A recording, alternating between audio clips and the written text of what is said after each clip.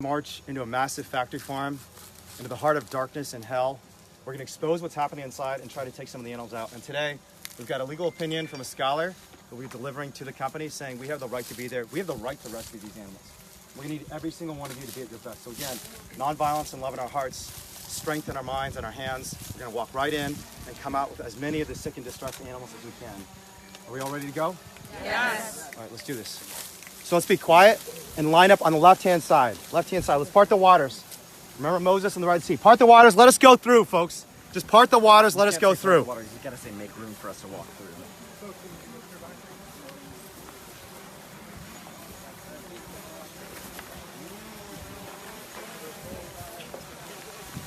So we see a security truck coming in. I'm not sure what this is. We've got lots of media, lots of drones.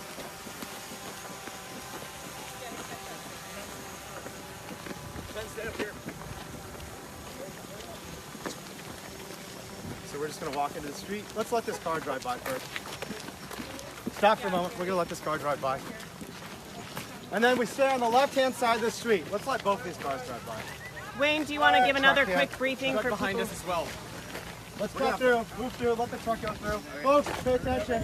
For those of us that just joined us, we are here with hundreds of activists doing a funeral procession. And I want to show you guys, Priya, you should stay near me as well. Show you all some of the images from inside this facility. We're going to show these images to the world and make sure the entire world can see what actually happens inside of a factory farm.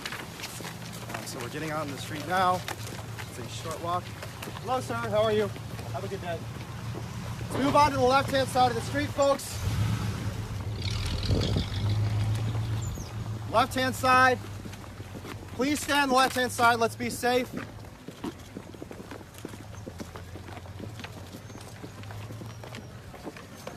This is one of the most nerve-wracking things I've done in my life because we're in a county, Sonoma County, where factory farms have an immense amount of power. And I'm facing 60 years in prison. I don't want to spend the rest of my life in prison, but I know these animals are in prison as well, so we've got to do whatever it takes to get the animals out. So.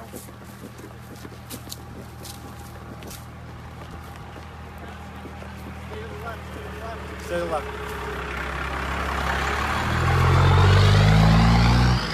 They have assigned this as funeral procession behind me because this has over 1 million animals in this facility. These animals are suffering. We found dozens of animals dead here every single time we walk in, and we're going to see the same again today. I'm sorry. And we need you to be there, so please make that phone call because we're asking Petaluma Animal Services to take every single last one of these animals out. Because in California, animal cruelty is a crime. And under California Penal Code Section 597E, a unique provision of law that our legal team has identified, we believe we have the right to enter an animal abusing facility, give the animals some food and water, and take them out if they're suffering and on the brink of death. So, can you tell us what you want the live stream viewers to know? Anything they can do to help? Well, one thing you do is make the phone call. Make the phone call and share this live stream because the more people share this, the better off we all are. But the most important thing is educate yourself, empower yourself with the facts of what's happening behind these closed doors because these are animals just like our dogs and cats and they're being absolutely brutalized. Let me just show you a photo of what's happening inside this farm. Our activists were in this farm as recently as a couple days ago. And you see animals with huge sores in their heads going blind. Animals collapse on the ground in feces, rotting to death. And this is standard practice. And people don't realize this is a farm that supplies Whole Foods and Amazon. Amazon is the largest retailer in the world. They're shipping animal cruelty to 300 million households across the world. It is one-click cruelty. And it's time for this one-click cruelty to stop. And the only way to make it stop, when you've gone to the government, you've gone to law enforcement, you've gone to the corporations and CEOs and politicians, time and time again, the only way to make this violence stop is for people to take direct action. We need to take direct action to stop this. Slow signs visible. Slow sign has to come to the front, folks. And Julianne, we have hundreds of activists here, and they have flowers in their hands. We're here with a really simple message. We already know that the world is with us. This is a nation of animal lovers, and we're asking people, if you're a vegan, not a vegan, animal rights activists or not, to join the animal rights movement because everyone loves animals and we all believe in compassion and justice for every single being. And Priya, it looks like you and Wayne aren't here alone. I know your first open rescue, there was just a small team of you. Can you tell me what's going on, who's behind you, why they're all here? Well, these are all dedicated activists, and they've come from all across the world, from different continents, and they're gathered here today behind a simple message that every animal has an equal right to be safe and happy and free. And we're here as a part of the Animal Liberation Conference. This is the last day, and people are inspired and are taking risk to speak up for animals and to take historic action for them. And on your first open rescue, I believe you had something like 5 or 6 people on the team. And I heard that there's a preliminary count today that there are 500 activists on this open rescue team. Yes, I was a part of DXC's first ever open rescue, and it was a very small team of 4 to 5 people, and today we're here with 500 people. And that is a sign that the world is starting to catch on, and that we as a country, as citizens of the United States and beyond, believe that all animals should have rights. And can you tell people what they're likely to see today on this live stream? Why they should be sharing this with their friends and families? Yes, please share this if you haven't. We are about to walk into the heart of darkness. I have been on hundreds of rescue missions, and I have never seen the things that I have seen here today. So you've walked into this farm before? I have, and I've cried tears as I've carried out animals who are in need of medical attention. And I've seen a lot of misery and death here, and you're going to see it too. And can you tell us what it's like to walk in there that maybe they won't be able to see on the live stream, what it's like to smell, to breathe? Well, we're already smelling factory farms. That's really what it smells like. It smells like a massive facility where animals are confined, and there's a lot of feces, there's a lot of death. We'll see birds who are cannibalizing each other. You can focus on over there. Go ahead. Okay, we're going to jump to the front so that you guys can see Wayne coming into the farm. We have just passed on to farm property. We have just turned off of the road. And you can see Wayne is followed by hundreds of activists. The last count we got was something near 500 people are taking here. You can see them all the way back there. The line just keeps going with white flowers and peace signs. And Julianne, if you can see, eggs can't get any fresher. I want people to look at this image and compare it to what we're about to see when we go inside. Flowers up. Turning right there. Standing here with Wayne. Wayne, can you tell us a little bit about what we're about to expect? We're going to go in hell. We're going to see things that no human being should have to see. Animals being cannibalized, animals rotting to death, immense suffering. And can you tell people where we are again? We're at Sunrise Farm in Petaluma, California, a major supplier to Amazon and Whole Foods that ships animal cruelty and to 300 million households over the world. It's one-click cruelty, and today we're going to stop it. All right, I am Julianne Perry. I am a volunteer and undercover investigator with Direct Action Everywhere, and I'm here today in Petaluma at an egg farm. And we are here with hundreds of activists who have come to say, we have been trying to get the truth about what's happening to behind closed doors, what's happening to the things that are being called food and being put on grocery store shelves. Where do these eggs come from? What does these conditions look like? When these eggs come to our grocery shelves, what do the chickens look like that had to lay those eggs? Are we being lied to? Are we being misled? And we have hundreds of activists here who demand an answer to this. We have tried calling corporations. And we are just starting to see the first of the barns. You can see they're marked organic. This farm, this company, Sunrise. So they got a little porch that's open. And probably 5 or 6 of the birds in each of these facilities is actually outside, which is an improvement, frankly, over most organic farms. We're going to see in the back that there's another side to this farm. And it's sick, it's evil, and we need it to stop. Again, so we are just passing organic egg barns. Should we go to the left or the right? To the right. We are in Petaluma at Sunrise Farm. And we are asking people I'll stop briefly. No, to we can stop hashtag together. We're going to stop. one-click cruelty because Clover is a supplier of Amazon, one of the largest and most profitable corporations in the world. I'm a lawyer. My name is Wayne Shung. I'm an investigator with the Open Rescue Network. Okay, Open Direct Action Everywhere. Can you keep everybody here? So we are here to provide aid and care to the sick and injured animals. We have a legal right to do so under California Penal Code Section 597D. Yep, area. Can we talk I understand. right up here, please? We have a veterinarian who certified our biosecurity protocols. For everybody? Yes, Did absolutely you do for foot baths everybody. before you walked on the property? We've done everything we need to according to the veterinarian's license. have you done foot You can baths take this before letter. This is a letter. The authorities have been called. Okay. We've done an inspection. Let me just show you some of the images we found. Whistleblowers have sent us these images of animals distressed, animals who are diseased with sores Did in you the find them eyes. in these houses here? Or We where'd you did find them in the houses over here. These Yeah, houses all are over, what? all over the place. This And is not true. What's your name, sir? This is not valid information. Okay, these are photos taken from your farm. From and they were where? delivered to us by a whistleblower. By whom? By a whistleblower who won't be named today, but we're happy to talk to you about it later. What's your name, sir? Okay, I'd like to see the information. Yeah, And- here, I'll give you this and where letter. are the people? Send this to Mr. Reevely. We're happy to talk to him about it as well. Okay. But we're here to inspect the facilities pursuant to a allow right you guys under, in. well, under California Penal Code Section 597E, we have a right to. You have no right to come onto private property. We absolutely You have do. no right to come and disturb our livestock. California Penal Code And Section this 597E is- is attached in this letter. You can read the statute I'm yourself. sorry, I'm not So allowed thank you to- very much, no, sir. No, sir, no. I'm Sir, not we have the allowed- right to do guys, so. You're not allowed to do this. We have the right to do this. Thank you You very have much. no right to do this. We do have the right under Guys, 597E. please. What's your name, sir? This is an operation. Let's keep talking as I walk. No, I'm asking you to stay here and Under 597E, we do have the right. Thank you. Slow down. Thank you, sir. Everyone slow down. Slow down and slow down. So again, our goal is not to antagonize any particular individual, you know, and we do have the powers and numbers today, so it's especially important that we always show compassion. And this gentleman probably is caught up in the system. He didn't choose to torture animals. We're going to show you what actually happens to the animals in this farm.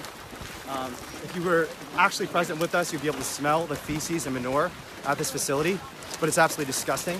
And again, we believe there's criminal animal cruelty happening. There's criminal animal cruelty happening here, and the only way for us to stop it is to take direct action, because we've called the city of Petaluma, we've called animal services, we told them that there are criminal violations happening at this farm, yet they've done nothing for the past, frankly, 5 years. And when the government is doing nothing, when the law has failed us, it is time for citizens to take direct action, to take action in their own hands. And we have a sanctuary owner here who knows all about living with animals, who has hundreds of chickens at her sanctuary. Zoe, can you tell us how you're feeling right now? Yeah, it's really heartbreaking knowing that there are millions, thousands and thousands of animals suffering at this facility, especially as someone who has such a personal connection with these animals, especially chickens. I mean, I have 150 chickens at my sanctuary, and we spend all day, every day, taking care of them. And these places only have a couple employees that spend hardly any time here taking care of thousands. And that is why so many of them get neglected. And so I feel like I have such, prominent understanding of the cruelty that's going on here because of my experience with these animals. You know, they're so sensitive And what do you think loving. about animals being property under the law? What Red should they teams, be? gear up, please. What was that? We have a veterinarian who has... It's not our veterinarian. You have no right to do anything. Sir, can I talk to you? I'll talk to you. You ask him to please do not enter the Under building. California Penal Code Section 597E. Hey, wait. I am Julianne Perry.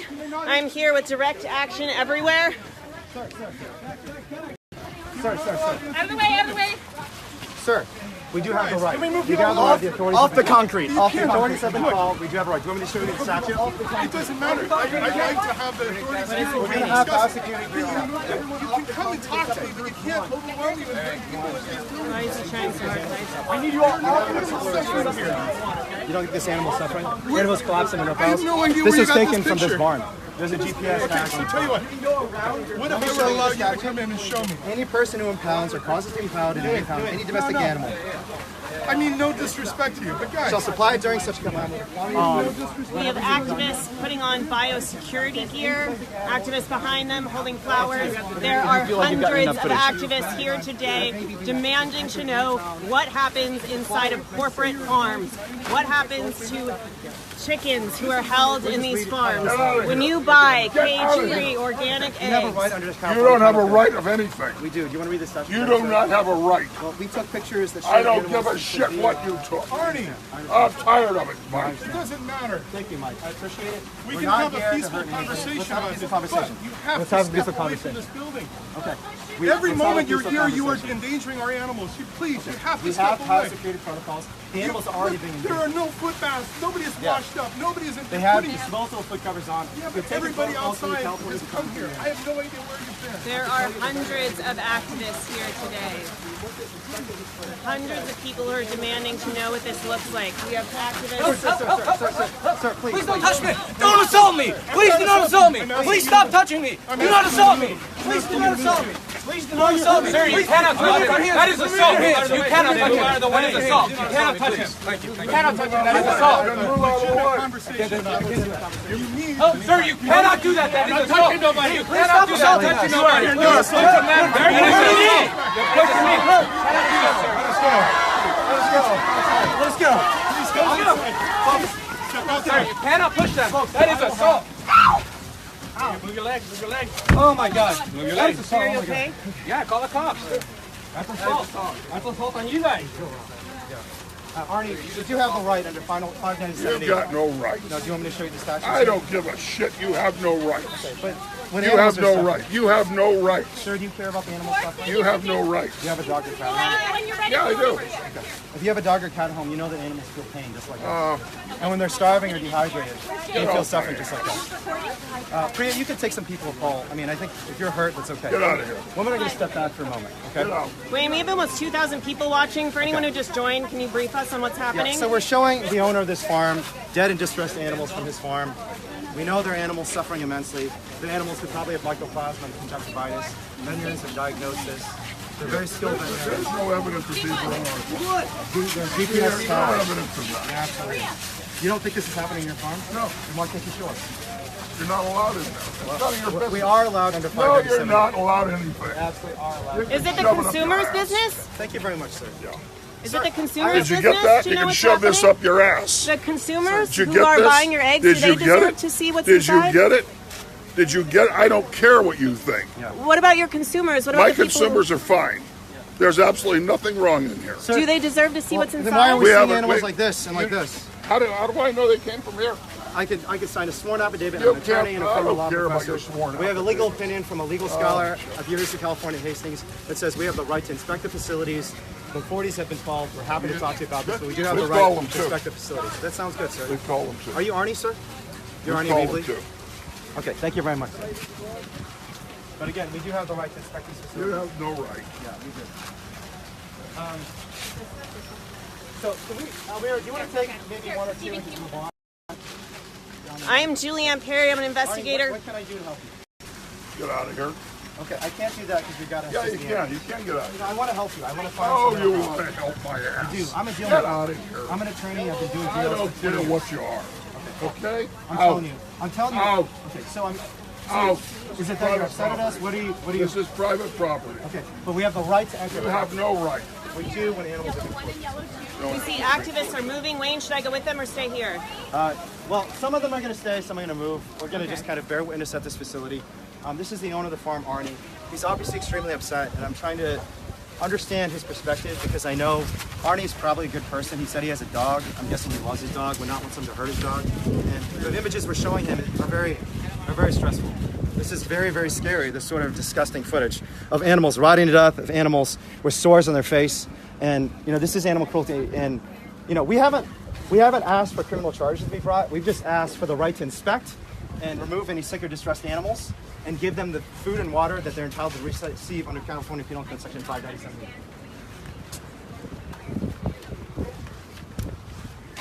Arnie, is there anything else I can do for you? Yeah, you can leave. I can't do that because I have an obligation. You have no obligation. Okay, sir, please don't put your hands on me.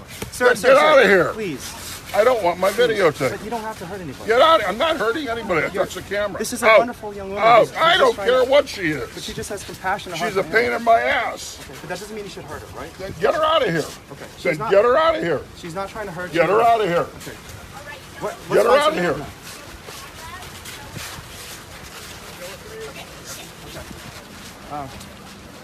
Sir, what do you want me to do? Leave. Because we have a legal opinion and we have evidence of extreme animal cruelty. Leave. Is there anything I can do? Yeah, leave. Can I talk to you about anything, sir? No, we have no conversation. Out. Can I show you your letter? Okay. I'm going to go to some of the activists and I'm going to ask you guys if you see anything happening that I should be shooting, let me know. But I just want to let people know that we are at a factory farm in Petaluma, California, with hundreds of activists who are demanding to know where eggs come from that are on our grocery store shelves. They are calling this food. They are calling it humane. We see that people are moving, so I'm going to move with them. there are hundreds of activists here today bearing witness to what is happening and standing up for the public's right to know. The public who buy eggs deserve to know what the animals look like who are behind these walls. And as you can see, they are behind walls. There are hundreds of thousands of birds around me right now. You can't hear a single cluck because they are behind metal and wooden barns. And you cannot see what is inside. You cannot hear them. They are completely opaque to the public. And they have denied us entry. And it looks like activists might be coming out with someone right now.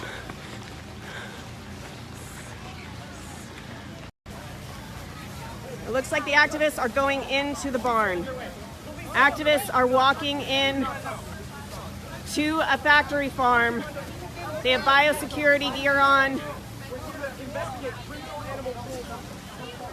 Please do not touch them. Police are on their way. Police are on their way. No more.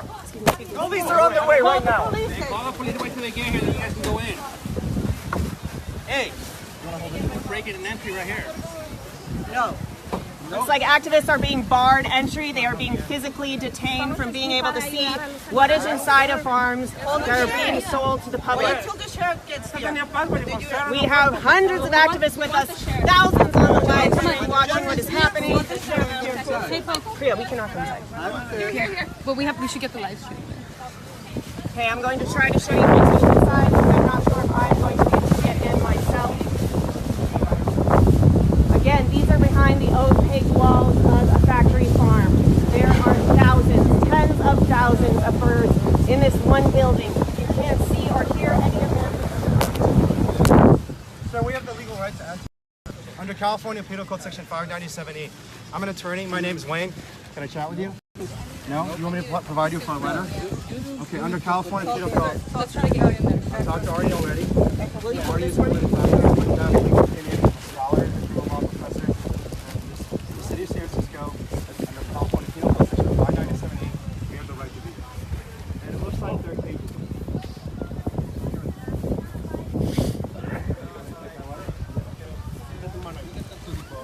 Okay, let's walk back. You want me to walk with you? Do you want the live stream in this barn or with you, Wayne? I mean, is anybody in there? No. Nobody got in? Several people got in. Teams in there. Okay. Okay, well, let's...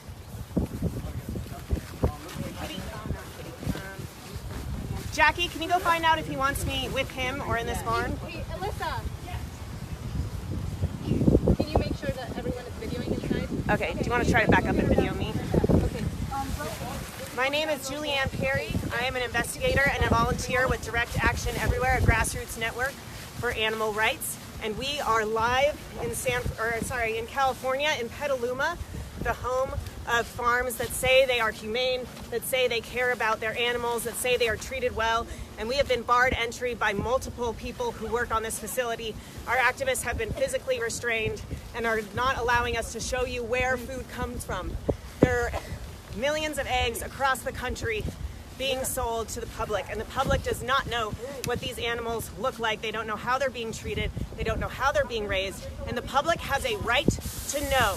And they have a right to know from big corporations like Amazon.com, which we are now launching a campaign against, who are shipping to 300 million households around the country products of cruelty, products that come from animals who have been exploited, like you are about to see.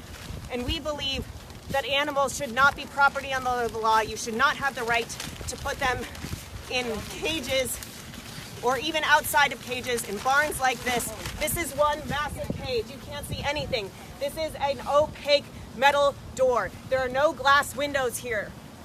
Once you walk in, you can feel how unventilated it is. And these animals have to live in here every day of their lives. We are going in for one day, and we will probably have activists with respiratory problems. But we just believe that the public has a right to know. We have called Amazon. We have called this farm. We have called Clover Farms, who supplies eggs from this farm, and we have not gotten answers. We have been running against a brick wall trying to find out what is happening, and we have been repeatedly turned away. And so we are forced, because we have no other measure, to take nonviolent direct action. Someone, it looks like they're coming out, possibly an activist with an animal in their hands. There may be a struggle, there may be violence.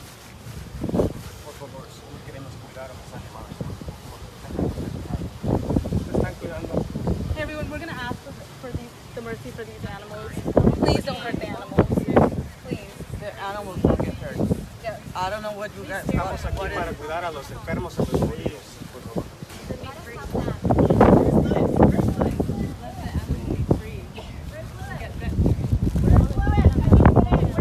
Queremos cuidar a los animales que están enfermos y que están moridos.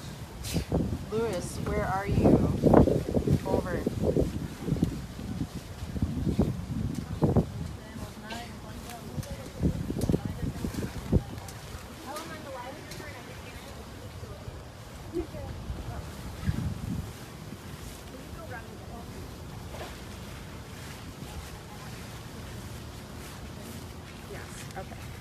I'm going to try to turn you back around. We are going to our biosecurity expert.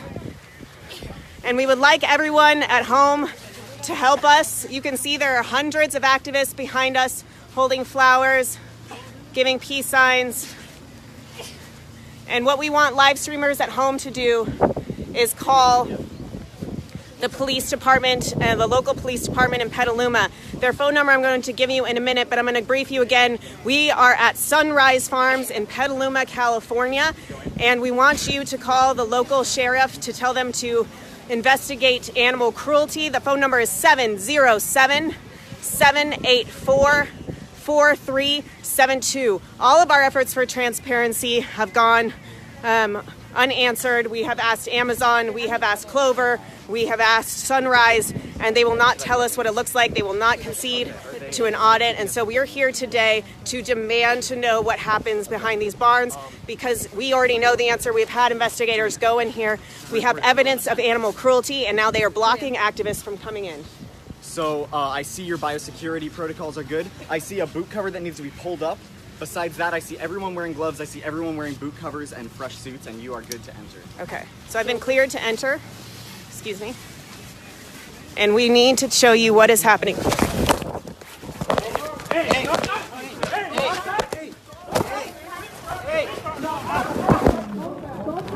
Recording. Do not touch my property. 2.2K. Your live viewers. Naomi Rose. Okay, folks, we are inside. I was able to duck under someone. Someone show me what's happening. They have someone over there. Show me what's happening. So over here they have someone. Walk with me, go. Right. We have the live stream inside. I was able to duck underneath. Oh my God. Yeah, it's bad. Oh my God, look at all these. There's so many that are out. Those birds are going to die because they have no access to water. Oh my God, we are live inside of a factory farm in California. They're going to die of dehydration because they have no access to water. And as you can see, that's the sorry excuse for water that all of these chickens have to share. They all have to share out of that little tiny saucer. And I don't know if you know chickens, they love water. They drink a lot of water. This is Alicia Santorio. She's one of our undercover investigators. She cares for chickens for a living. She lives with chickens. She knows more about chickens than anyone I know. And she is walking us through a factory farm in Petaluma. This is what they call the gold standard. Petaluma is where all of the farms are located, where a lot of the farms are located that claim to be humane, that have humane certifications. Look at how cramped these conditions are. They are standing on wire their entire lives. Look at that. That is what you stand on your entire life. Look how many birds there are.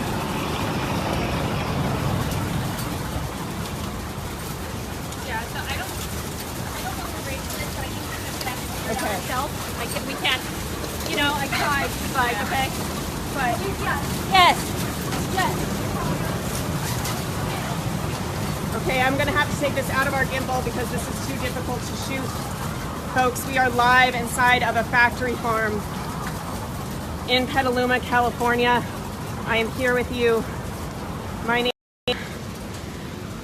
name is Julianne Perry. I am an investigator with the grassroots animal rights network, Direct Action Everywhere, and I am here with you inside of a factory farm. I am here to show you where the eggs come from that are on our grocery store shelves.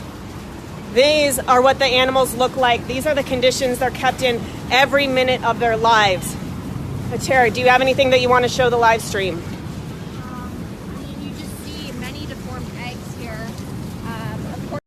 pretty ones that you get in the store, but there's been a lot of them that are laid. So let me just show again. This is the conditions that eggs are laid in. Do you see all that feces?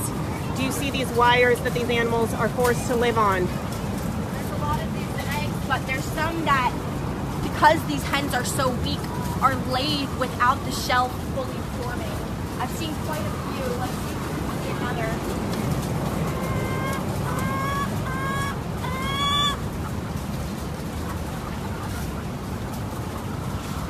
This is the life of a hen that lays the eggs for the American public. She is the true face of the products that are being sold on grocery store shelves that Amazon is selling. Amazon now owns Whole Foods, a company that has made its reputation on telling you that there is a right way to exploit animals, that there is a right way to profit off of their bodies when they have no rights, when they don't even have the right to freedom.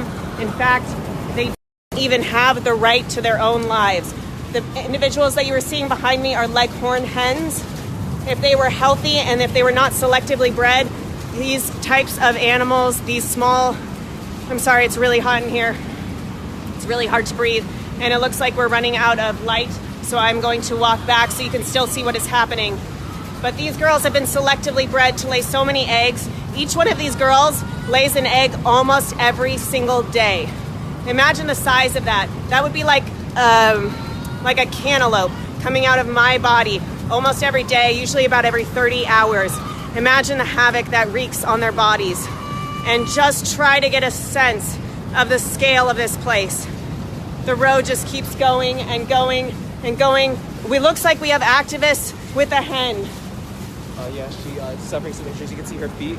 Can you see the feet right here? Her feet are deformed from having to, oh my God, they're shaking. Her feet are shaking. She has to step on this every single day of her life, and it has left her with deformed feet. She's been starving. I can only feel her bones. She's just nothing. No fat on her whatsoever. All I feel is just bones and skin.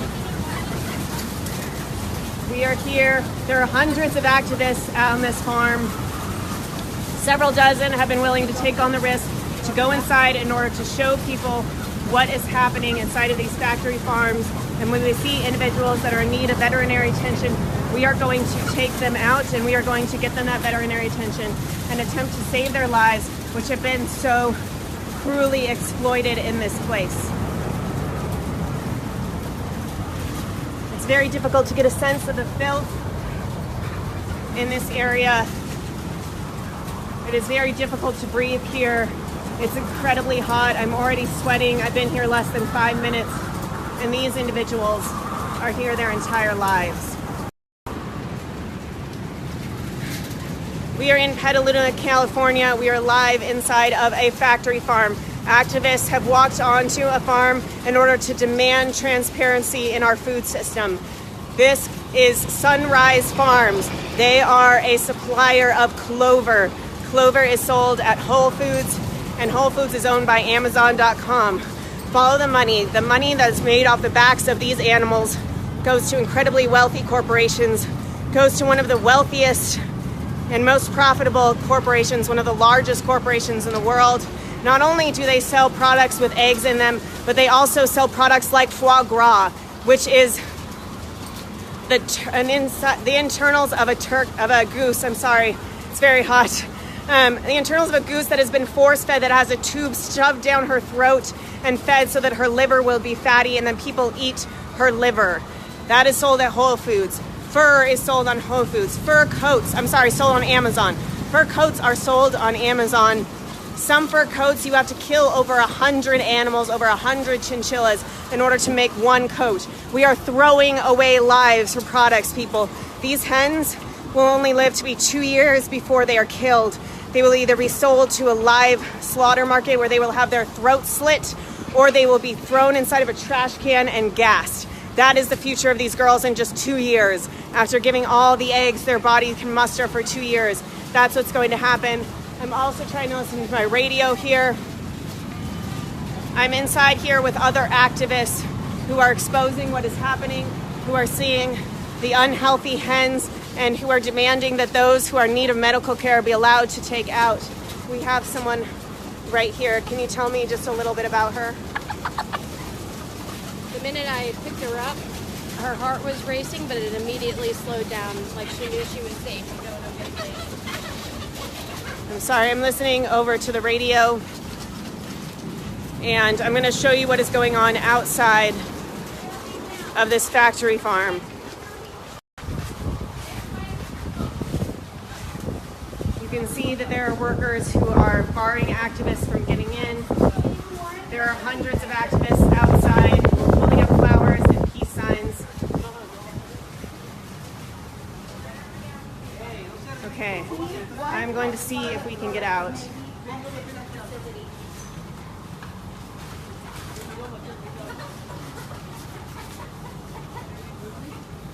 We have Zoe Rosenberg here. Workers are blocking the entrance. Should we still exit the facility?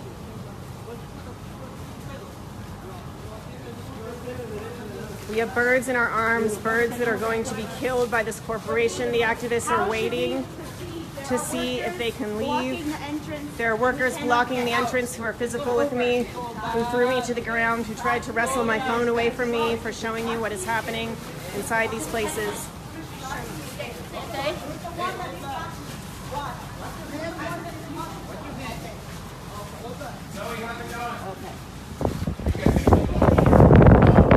We have injured animals here. Will you allow all of the activists in here to leave if we are able to leave with the injured animals? We will all leave this barn. We will all leave if you allow us to leave with a few injured animals that need veterinary care. Will you please allow us to leave with these sick animals?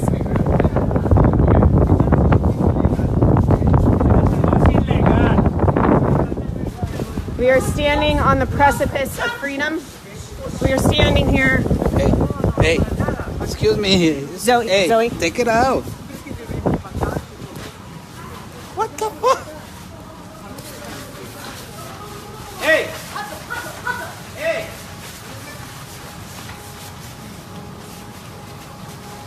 Straight. No, wrong. Up. This way. Zoe, this way. Other team is coming. Zoe is trying to save one more individual. She is begging with a coaching the rest out. One more individual. We don't have time. We need to get those that we have out. Keep going.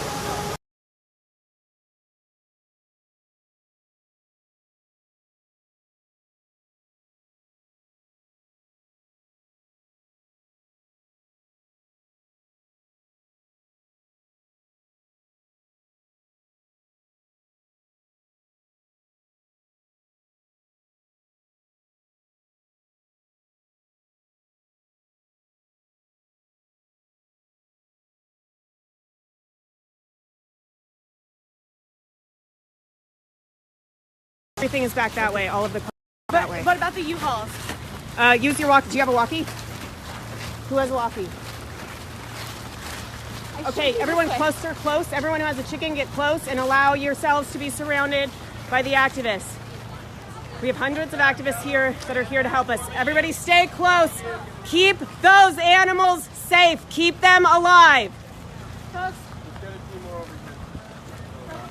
move forward slowly. Yellow, move very slowly.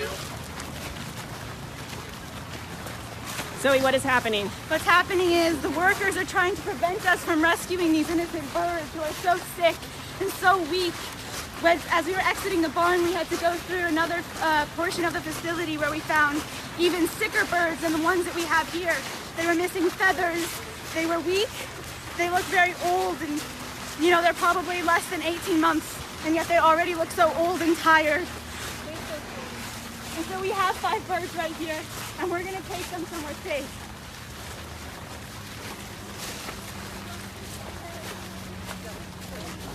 For people who know chickens, you know that it is very abnormal for someone to have an incredibly, the word I'm looking lethargic. for. Yes, and their comb color is very pale. That should be a bright red. That paleness is an indication that their bodies are not working well, that they are ill. I wish I could tell you what it was like to breathe in that place, how difficult it is when you're breathing in the fumes of all of this feces from tens of thousands of birds that has been kicked up and thrown into the air.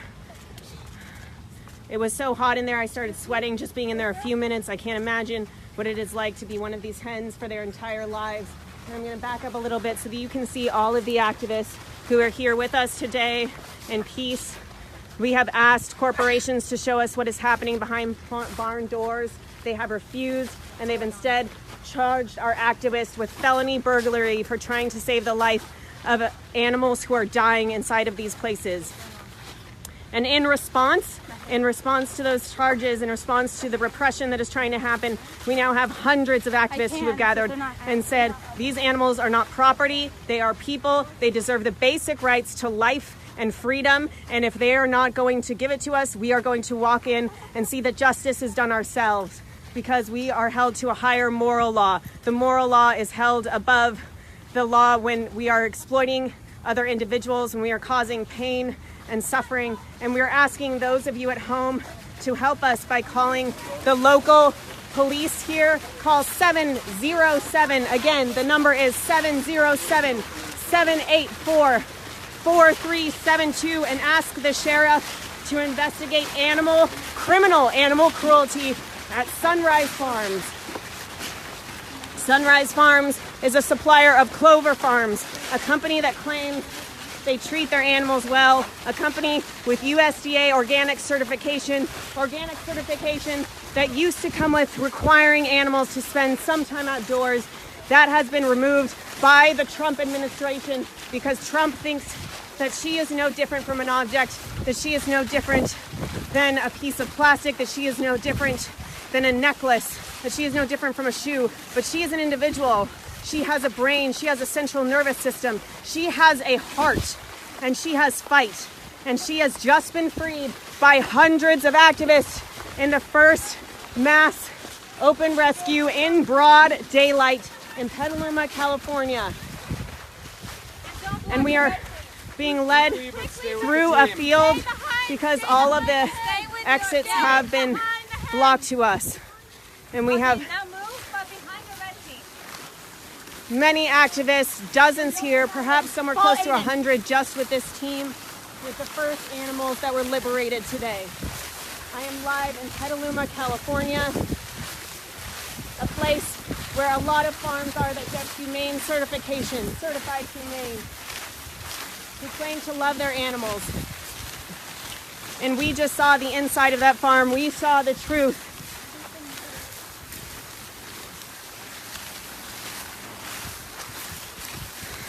So these hens, we're currently trying to take them to the animal care station as soon as possible. Again, we have all the workers after us. They're all trying to keep us from showing the truth and from saving these amazing, beautiful lives. And these animals, if you saw, they were in cages. They could barely turn around. I'm here with Miriam, one of our activists. And Miriam, can you tell us what you are doing here? What has just happened? We have almost 2,000 people watching at any one time. So for those that just joined us, what's going on? So we have a team of activists who are going to escort the rescuers out with the hens in their arms. And we're going. And where did these hens come from? They came. What are they being used for? They were being used to produce eggs and to sell them for a profit. They were being kept in horrible conditions, filth everywhere, disease, and dead birds on the floor. And now we are taking them to safety. We're going to give them the care that they deserve and that they need. And the industry would not provide that for them. And we have leaders from all over the country, activists, animal rights activists from all over the country, trying to find a way out. These are one of the massive fans that try to get all of this. Oh my God, I can't tell you how awful that smell is.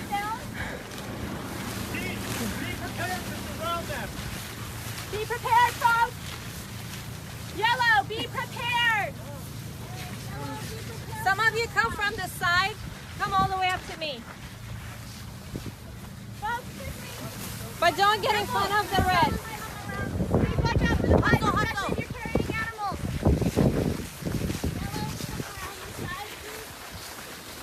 Okay. We have just been spotted by someone from the farm who sees that we now have animals.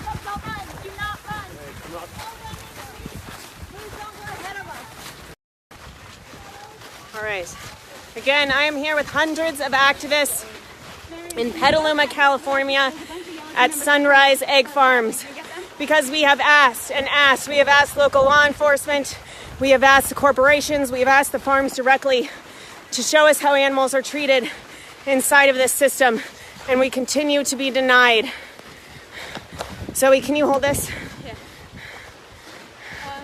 If there's someone on yellow, you can hold this. I'm sorry, folks. Hold on. I still have all my biosecurity gear on because we had to get those hens out as quickly as we could. All right, we're back. And so I'm walking with hundreds of activists in Petaluma on Sunrise Farms, a farm that supplies Clover Foods, which is USDA certified organic, a certification that leads the public to believe that the animals are treated well, but you just saw inside their barn on their property. We believe the public has a right to know what is happening to animals from their food system.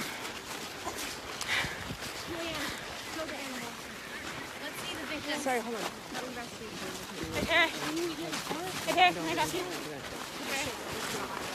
Okay, I'm gonna show you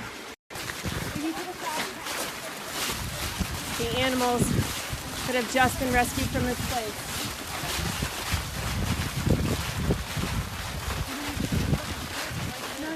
We have been jogging most of the time since we got here, trying to get on the farm, trying to rescue animals as quickly as we can.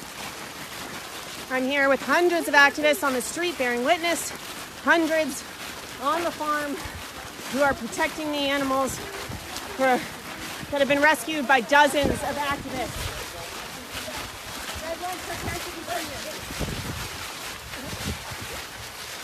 Because the corporations would not answer our questions, because they would not show us the victims, we have been forced to take nonviolent direct action. We have been forced to show the public the victims and what is really happening, because we are not going to wait. And it looks like we are walking up to a police officer. I believe this is the first law enforcement.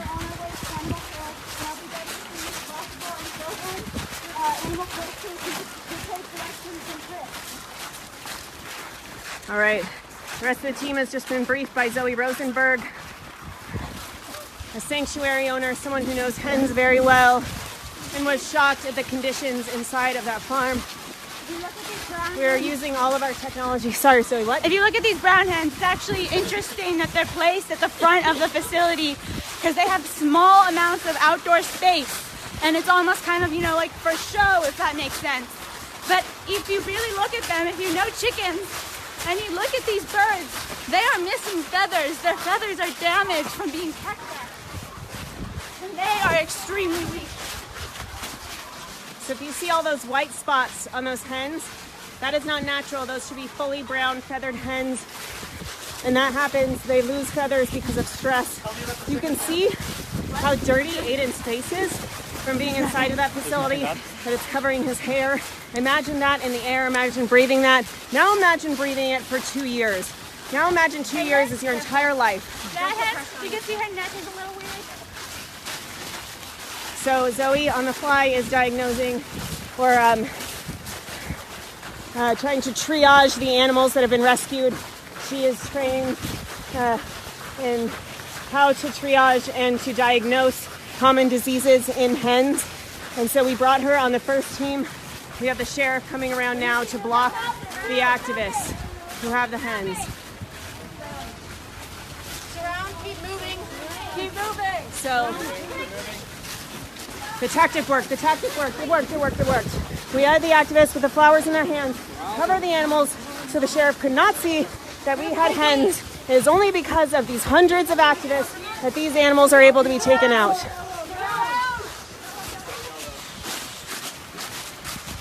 Oh no, okay. We're facing 2 more police cars, a fire engine, 2 more officers. Looks like several members of the fire department. We're gonna move this way quick. Zoe is directing people. This way.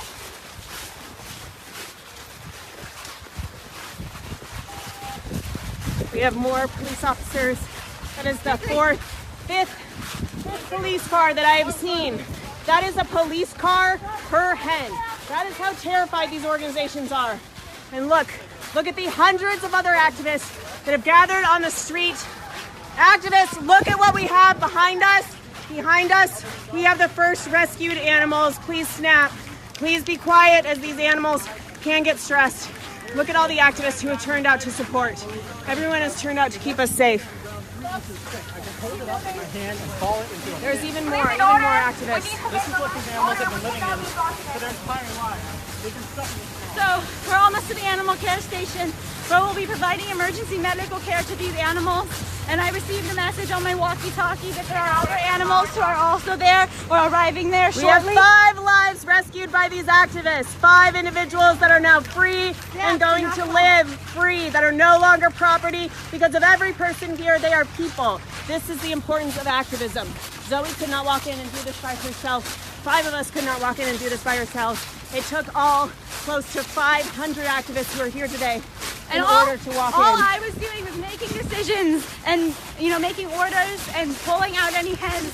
All of the people who are behind me right now are the ones who really put this compassion of ours into action. I could never have ever imagined anything like this happening without amazing activists like these, because they are truly the power. They are the power behind what is happening today. Aiden, do you have enough breath to talk to our live stream audience of almost 2,000 people watching what's happening? Barely, because my lungs are full of dust right now. I was inside of one of those barns for about 15-20 seconds, and the dust was so thick in the air that I could barely breathe. It was piled up on the ground 3 inches thick. I could ball it into a fist. This is what those hens spend their entire lives in. My eyes are burning, my lungs are burning. I feel weak, I already feel sick, my nose is already running. I was perfectly healthy this morning. It's so disgusting inside of these barns. And you showered this morning, right? I showered this morning, I was extremely clean, and now all of my clothes are covered in dust. And imagine all of this going into your lungs. Not just all of this going into your lungs, like you said, for 15 minutes, but these girls lived 2 long years. 2 years in those conditions you saw. 2 years on those wire cages. 2 years of never feeling the soft earth. 2 years of breathing in all of that fecal matter. And it is because of hundreds of activists that we were able to show the world what is happening. When you just walk onto an average farm in Petaluma, California, no less, in the heart of the place that has humane certifications, that claims to have the highest animal welfare standards for the largest, the most wealthy, one of the most profitable corporations, Amazon. This is how those animals have to be treated in order for profit. And we demand better. We demand that the public has a right to know what is happening, that we be able to look inside of these opaque barn doors and at any moment see how these animals are being treated, and if they are diseased, if they are distressed, if they are going to die, that they be allowed to have veterinary attention. Get on the road. Get on the road. Get on the other side of the white line.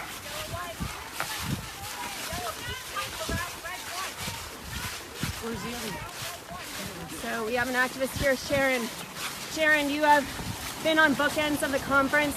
You are marshaling the action where we bury the bodies of individuals who could not survive. And now you are holding the live body of someone because of the power of activists. Can you tell us what you experienced? I'm not sure I can really talk about the experience right now, but I'm sorry. This is very emotional for the lot of the activists. She is holding someone's life in her hands. If you can imagine being the only person between captivity and death and standing in the way of freedom and sunlight and a sanctuary, that is where Sharon is right now. That is the precipice that she is on. And she has the courage to do this because of how convinced she is of what she has seen behind closed doors, thanks to activists who have walked into places. You'll be a pedestrian on the roadway, subject to citation. Folks, stay behind the white line. Stay inside that line. Don't double up. So we have police officers that are driving up and down, and none of the police officers are trying to stop the activists with hens. Under American law, and I believe, I would presume under any law in this world, animals are considered property. That means that animals are considered no different than a plate in your cabinet. That if you take that plate and you want to smash it onto the ground, that's your right because it's your property. Well, guess what? Animals in this country have the same legal status as that plate. And if farmers want to shove them in a cage the size of your cabinet, if they want to shove 10 of them in the cage the size of your cabinet, if they want that cage to be made out of wires, if they want those animals to live on those wires their entire life, they are entitled to do so under U.S. law because they are property. This is not an object. She is a person. She is someone with feelings. Science has shown us that animals with a nervous system, the animals with a brain, can feel not just pain, not just physical pain, but emotional pain. Chickens are so intelligent that they can be taught to count, that they already have the ability to count. They have eyesight that is so much better than humans. There are so many ways that animals are not only equal to us in abilities, but exceed us in abilities. But what's really important is what their moral consideration is. And anyone who can suffer should be given moral consideration. And this animal here, this little girl can feel and she can suffer. So we are saying she is not property, she is a person. And if you agree with us, we want you to share this live stream and hashtag #OneClickCruelty, because Sunrise Farms supplies Clover, who supplies Whole Foods, who is owned by Amazon. And Amazon sells all kinds of products of animal exploitation. Amazon sells foie gras, one of the products that even people who feel they have no qualm eating meat have a qualm because of the way the animals are treated. And folks, we have just shown you the way animals are treated. Look at all these activists.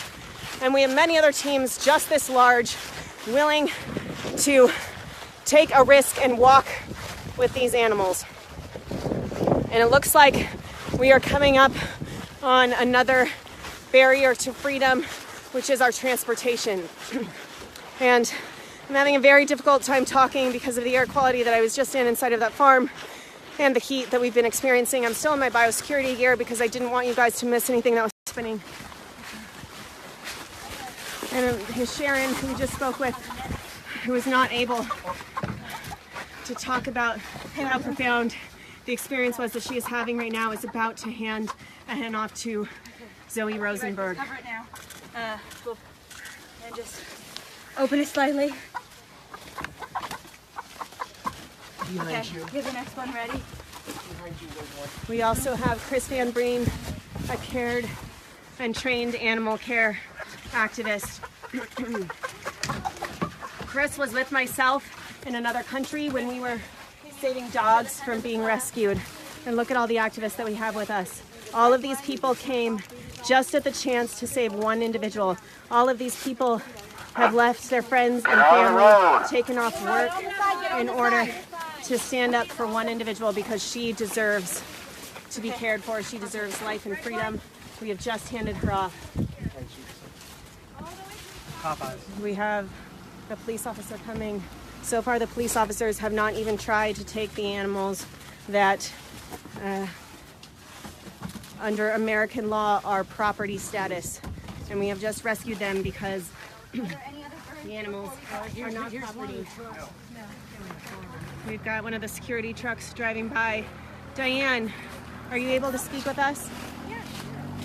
Marion, would you come hold this so I can get out of my biosecurity gear? Yes. Thank you. Speak up and get close to her if you can. It's really hard to hear. All right, sure. There's a lot going on. Okay. Do you want to start? Oh, you want me to start talking with her? No, speak. Go ahead. Yes. Oh, okay. Well, the group managed to get out some hens that were in great distress. They were sick, very sick. They were able to get them out of the barns and brought them here. We have another support team that walked behind them, made sure that nothing happened to them or to the hens they were holding. And now we're here trying to get them treatment. And hopefully, after vet care and a lot of loving care, they will be feeling much better, I hope, soon. And it will be beginning of a whole new life for them. Thank you, Diane. I just want to show people, I just got out of my biosecurity gear. I've been in this less than an hour. I haven't been keeping track of time, but I was inside the farm for about 15 minutes. My gloves are soaked with sweat. My forehead is soaked with sweat. The conditions in there are not, what's the word for air? Circulated. The air is not circulated in there. It is so difficult for our activists to breathe. You saw, yes. Juliana, I gotta go. Yeah, go. Oh, I gotta. Oh, you have to go. Yep. Okay, we have another activist to speak with us here. Please tell us who you are, where you're from, and why you're here. I'm Matthew. I'm from Ireland, and I'm here for the Animal Liberation Conference. And talk as loud as you can. And today we've just managed to save 3 people from a horrible life. We were walking past the vents for like 10 seconds and it was so hard to breathe. Our clothes were covered in feces. It was horrible. I can only imagine what it's like inside. And Matthew, did you tell us where you came from? Yeah, I'm from Ireland. And why are you here? Why are you here from Ireland? Were you here on vacation? Because change is happening in Berkeley for animals. Within 7 years, we're going to be able to ban meat in Berkeley and liberate every single animal within 40 years. So you flew from, my geography is not great, but close to halfway around the world just for this. Yeah, this is such an important issue. I got it. Okay. Thank you so much, Matthew. And Matthew is one of our international organizers. You heard that he flew here from Ireland just to be here for an animal rights event. And if you are interested in taking this kind of action, it is people like Matthew who can teach you how to do that. As I was taking off my biosecurity suit, my radio earphone fell, so I'm putting that back on now. If you've been with us for a while, you know we've been moving a lot, so I apologize for my heavy breath, but we are trying to save as many individuals as we can before more extreme action is taken in order to secure the secrets that are behind this barn door. So again, for those who have joined us, we are at Sunrise Farms in Petaluma, California. Maybe we should just all walk on the dirt. So one of the things that the police have been yelling at us is to make sure that we don't cross the white line to be on the road. Police do a lot in this country to help people be safe, but right now they are not protecting and serving the public because they are serving these corporations that are trying to hide what is happening behind these barn doors, behind what you saw, these metal and wood barn doors with no windows, with no way to see inside. When activists asked, we went inside of stores, we called the headquarters, we came to the farms, we tried contacting them by phone, by email, by Facebook, any way we could. We contacted every piece of the supply chain we could. We contacted the farm, we contacted Clover, we contacted Amazon. Nobody would tell us what was going on.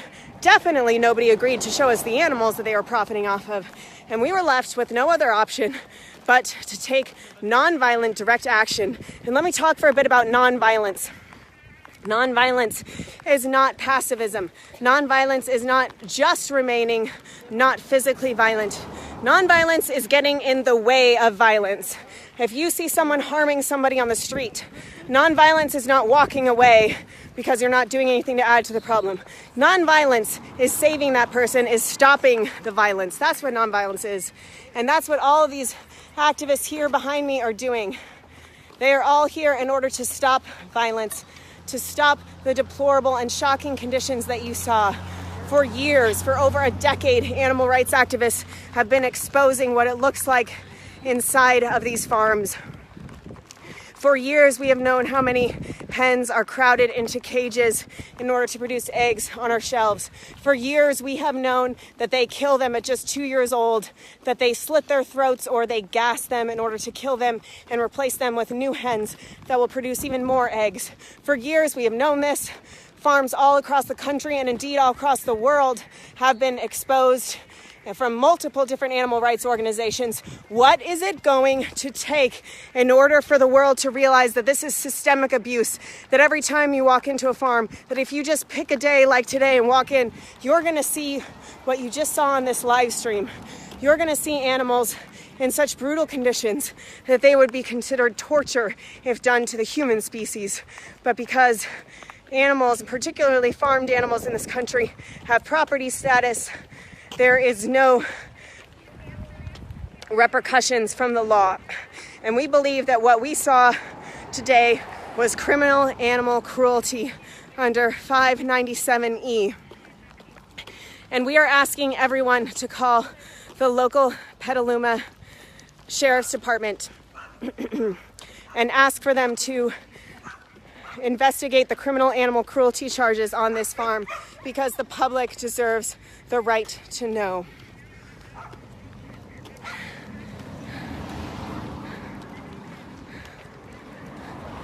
So it's difficult to see, but I have hundreds of activists behind me. We have hundreds of activists on the street bearing witness, including, we just passed James Aspey on the way out, who is here in support. On the streets. Slow down. All right, we've been told to slow down by the marshals. We have many people here for security. We have taken security precautions. We have conferred with veterinarians for the process. And now we are here in order to show the world what is happening. And we are coming up on the group of activists that have been standing on the public streets. So all of these activists are here on public property. Excuse me, guys, we got the live stream coming through.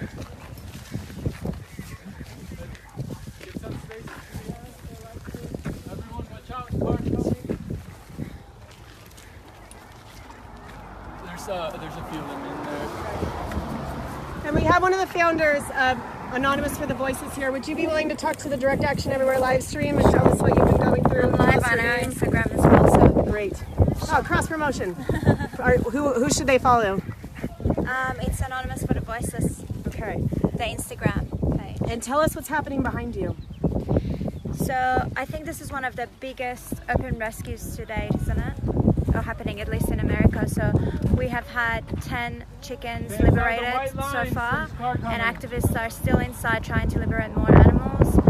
So someone just asked me what open rescue means. It basically means that activists walk into slaughter.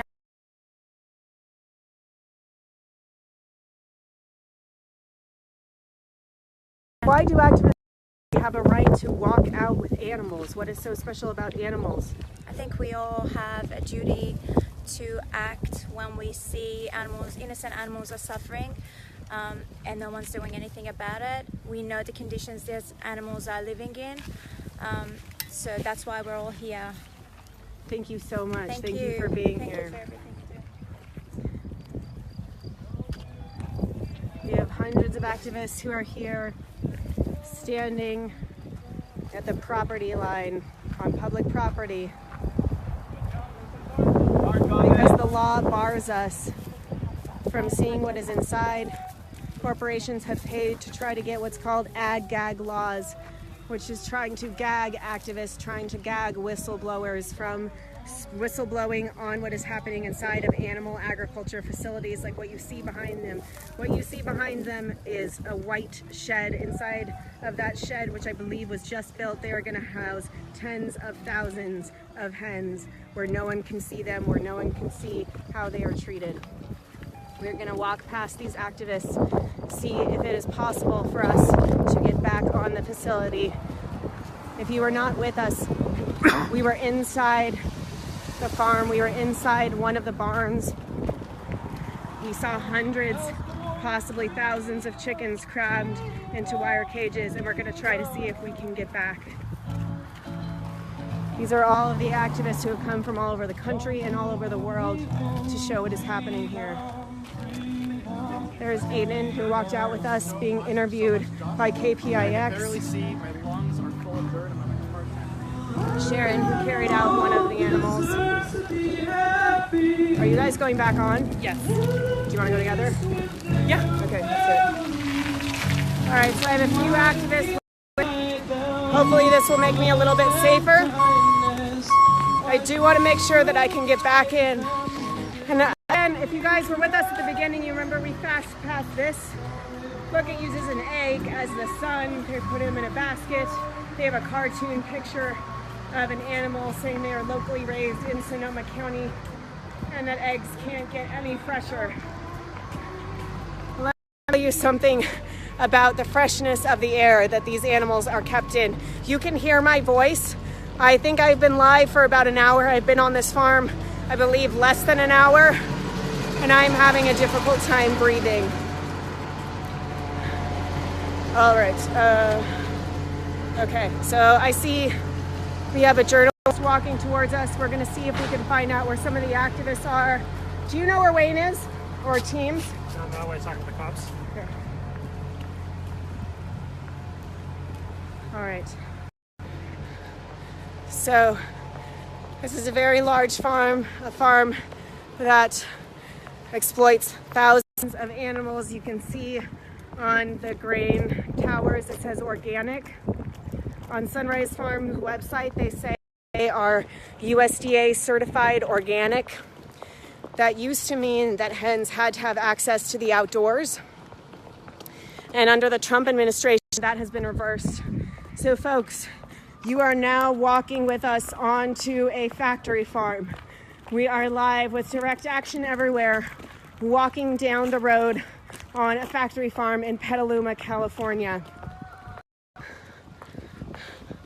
And we are going to be walking past several of these barns to see if we can find the activists that have been occupying the barns where these hens are kept, because we believe the public has a right to know what happens to the animals that are being used in the American food system.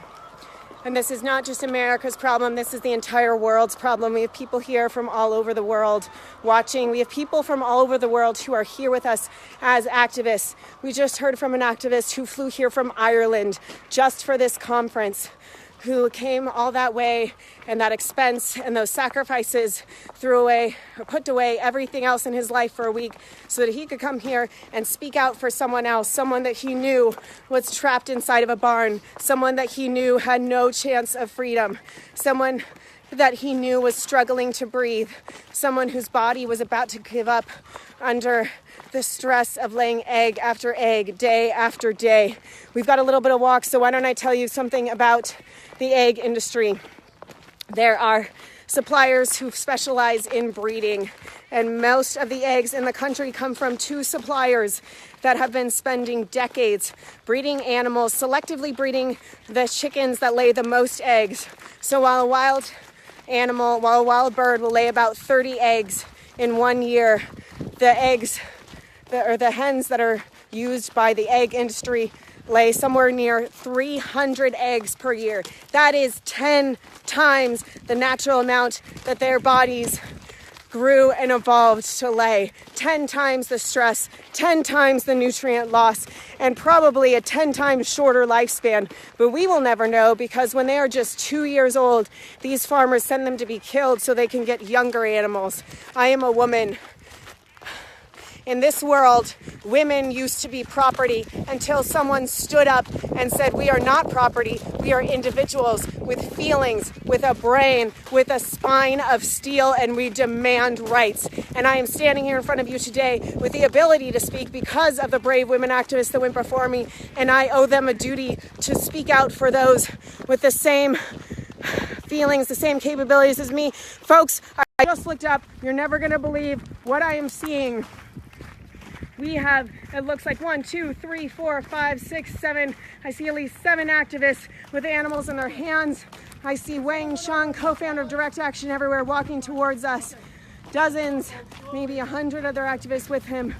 The news media, oh my, we have just walked out on a scene that we have never seen. What? The sheriff has agreed to let us take these animals out. He has not let us agree to take these animals out of this facility and take them to the vet. We are begging for the mercy of these lives. Please call the number in the caption and please help these animals. So these activists, like I was earlier, are still biosecure. Dirty bag. I've got an activist, Eva, with us. Eva, are you able to talk with us? If you need to focus, we understand. Sure. This bird is breathing really heavily. She was just lying there on the barn floor. Most birds, if they're healthy, they'll run away from humans because they're so afraid of humans who've never done anything kind to them before. This bird was so sick she wasn't able to run. She was just lying there. They're all exhibiting symptoms of upper respiratory infections. I hear the sneezes all over. We hear a little bit of chirp from her. We hear a little bit of strength, a little bit of hope. It looks like she does have some energy. That's very good to see her like struggling a little bit, because that means that she's got a fighting chance to survive.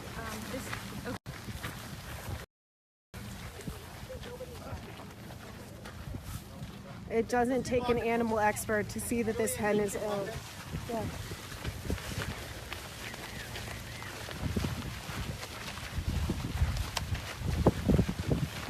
Wayne, are you able to talk to our live stream Yeah, so audience we just about had a this? conversation with the officers. Let me just quickly say something to the live stream. We had a conversation with Sergeant Thompson. Sergeant Thompson made a promise to us that we would go into the facility with the officers to inspect what was happening inside, to see if there were rotting animals, animals with conjunctivitis so severe they've gone blind, animals rotting or cannibalizing one another in the manure pile. And if they're sick and distressed animals, we may remove some of them. So the question now is, we all came in here with a commitment that some of us were going to stay until every single one of the animals who's sick and distressed, which means all the animals, frankly, was taken to the animal shelter. And we're not sure what to do. So, but we want to work with the officers that are actually going to try and help the animals. On the other hand, we know the owner of this facility has already told us one lie. He's told us that this is not from his farm, and that's not true. It is from his farm. And we don't know if they're going to uphold their other commitments. And I think their main interest, you know, usually because these corporations are so powerful, and you can see how big and massive. We have a lot of people here. We have the power of the people today. But usually it's the power of money that wins these battles, and they have a massive amount of money. This is a multi-million-dollar business. Amazon and Whole Foods are multi-billion-dollar businesses. So for us to effectively fight the power of this money, we need all these people. We need the love in our hearts. We need the compassion in our hearts. So my instinct is to say that some of us will kind of elect to stay on the property and choose to be arrested. And what should our live stream audience take away from this? The thousands, perhaps tens of thousands of people who are going to see this, if they're outraged. Keep walking, keep walking. Let's just show people some of the distressed animals. But I know this is open mouth breathing, right? This bird is open mouth breathing, which is a sign of respiratory distress. And you can see Jocelyn's. I mean, this bird is barely even able to keep her eyes open. Open mouth breathing is a sign of respiratory disease. And then you can see this bird. Can we see her nose as well? We've been talking about how hard it is to breathe here. And this is what we're finding inside this facility, right? I mean, this is serious animal cruelty, folks. She is bruised. This is what we're finding here, right? Okay. So let's get those up to the front. Let's get them some water. This bird was cannibalized. All right. That's called vent pecking. Okay. Her internal organs were ripped out from the inside. Okay. She was in a manure pile and she was cannibalized. Okay. That actually happened, folks. Let's get them out to the front. We could get them some water and some care. Well, she's dead. Oh, okay. But I want animal control to see that. So, folks, we have an animal who is cannibalized. It's called vent pecking. Their internal organs are literally pulled out from the inside. They're cannibalized. They're food inside these farms because they're so crowded. And the owner says this isn't 597E. It's not animal cruelty. And we have evidence right here before our eyes. Well, let's keep walking. Come on, Evan. And tell us your name. I'm Evan. I like to go by Vegan Evan. Okay, Vegan Evan. And Vegan Evan, why are you here with us today? Today I'm here to help animals. To save lives. I've been keeping my composure, but we just heard a little boy said that he's just here to help animals. And Evan, what do you want people to do to help you help animals? I want people to go vegan. And can you tell people what that means? Vegan means not to eat any animals or their byproduct. So like sea life,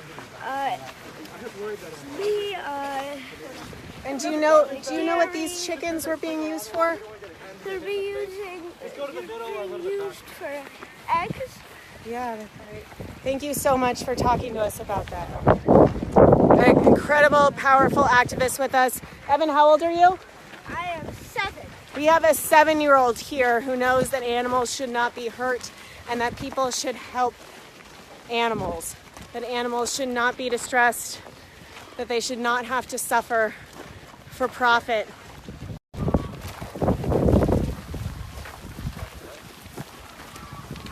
So we are walking out of this facility. Just a few minutes ago, we were walking back and we came up on dozens, perhaps over 100 activists leading the way in blue shirts that say direct action everywhere until every animal is free. And they have taken extreme, non-violent direct action because that's what these conditions demand. The type of abuse that these hens were subject to. Power's up, folks. We have someone who is really struggling. You can see. Thank you. Struggling to keep her eyes open. You can see how thin she is. Her bone protruding there. Unable to have enough nutrition to grow all of the feathers that she needs. See, all of the combs are drooping. The combs are the top of the bird's heads. Did you show them the vet pecking? I'm sorry? Did you show them the vet pecking? I did. We can go back there. I don't know if the live stream audience heard you explain what it was. So, vet pecking is an industry term that really means cannibalism, where a bird's internal organs are torn inside out because they're so crowded they go insane. And when a bird gets sick, in the starved, crowded conditions of the factory farm, if someone pecks her once and opens a wound, the other birds just start feasting on her. They tear at her because they've all gone insane. And in a normal flock in the wild, cannibalism doesn't exist. It's like 0% rate, but it is one of the most common causes of death inside of these so-called cat factory farms. And it's worst in the cage-free farms, like the one that they rescued these babies from. Come up here. Are you able to? Colleen, you want to come up? Come through the activists. So this is the bird we found who was vet pecked. Let's just. So that is her internal organs, her genitalia, pulled inside out and bleeding everywhere. And they get pecked at, they get pulled. Let's keep walking. So she's got a trauma too. Right? And we have one of our activists, Zephin, here. We've been to sanctuaries with. You have held healthy birds before at sanctuary. Can you tell us the difference between being in a sanctuary and being where you just were and who you're holding? Yeah, well, speak up for us, sorry. At sanctuaries, you know, your throat doesn't burn when you're inside of a sanctuary, and you actually feel comfortable. Sanctuaries are like heavens on earth, but this is no heaven. Here, you breathe in and you want to wince with every single breath, and that is what chickens like her go through every single day. This is not even comparable to a sanctuary. And people know birds are so much like humans. You know, when you're feeling sick, you want to sit down, you want to not move, and you often will close your eyes. And we can see her. It doesn't take a veterinarian to see that this girl is sick, to see her. Julia, do you know where everyone else is? Are they over here or over there? But are they not down that way? No, it's that way. I think the quickest way out is right there. When we walked out with Zoe, we came through here.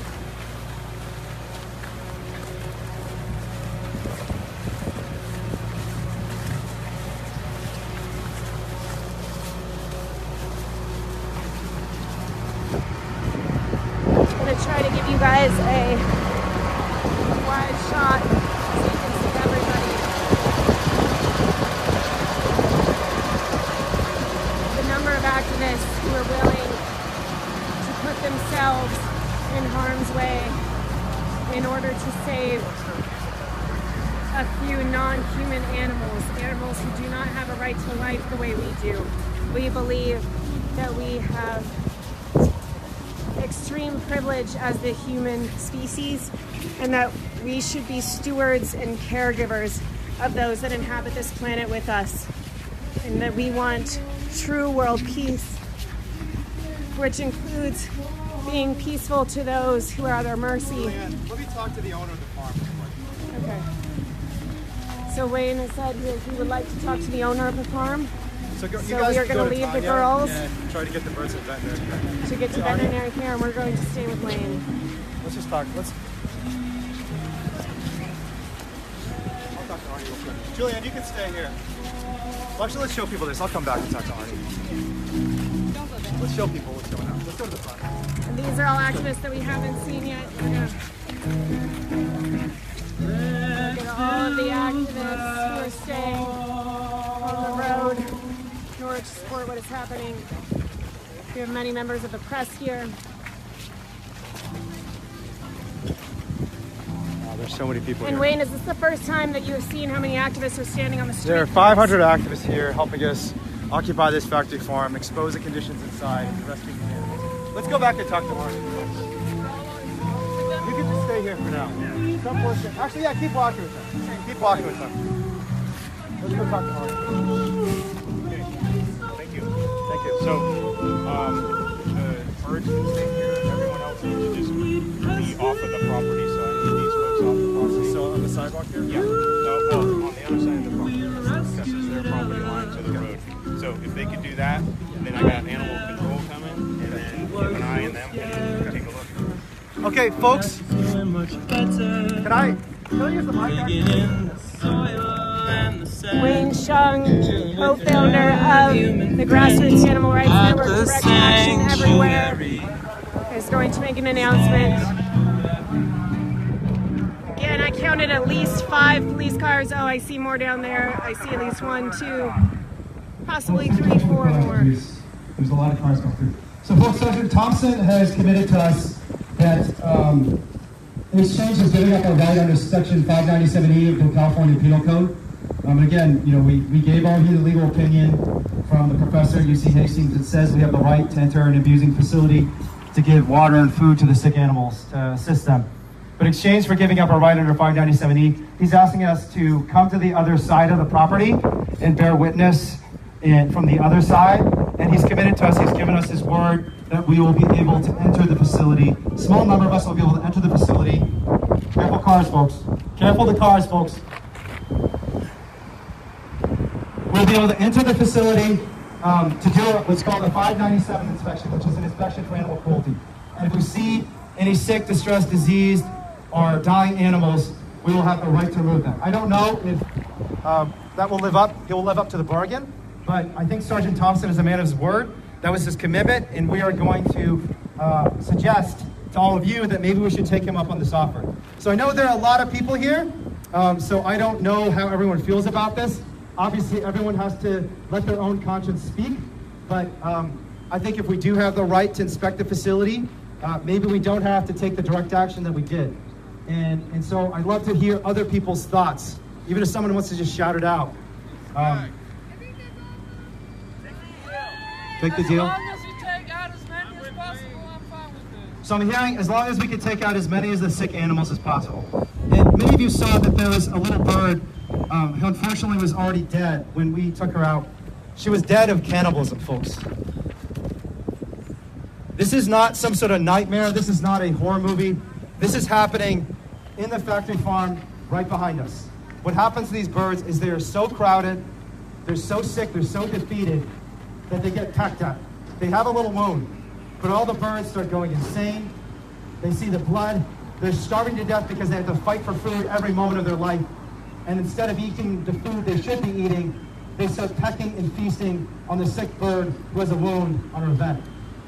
So before she died, her internal organs, her vagina, her reproductive system was pulled inside out and torn to pieces.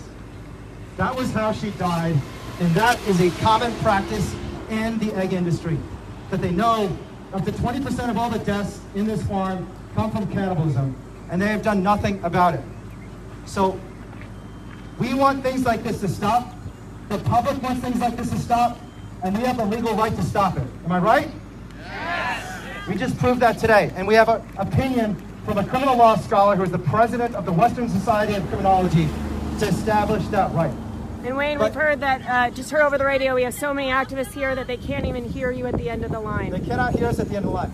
But what we're going to do is give this offer to all of you and see if we can get the commitment from the officer here and from the farm to allow a smaller number of us to inspect the facility. And whatever video footage we have, we will share with all of you and publish. So if more of this sort of thing is happening, we will publish it. Can we turn up the volume? Let's see if we can... So are there any objections to us taking up this offer? I see a hand over here. Okay, come a little closer, folks. Let's come a little closer.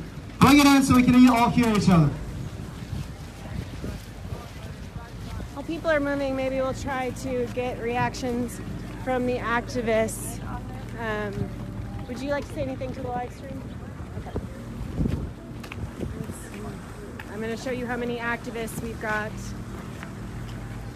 here with us today, standing with those that are trapped inside, that do not have their freedom. Individuals have left their homes across the country, some from all over the world. Okay, folks.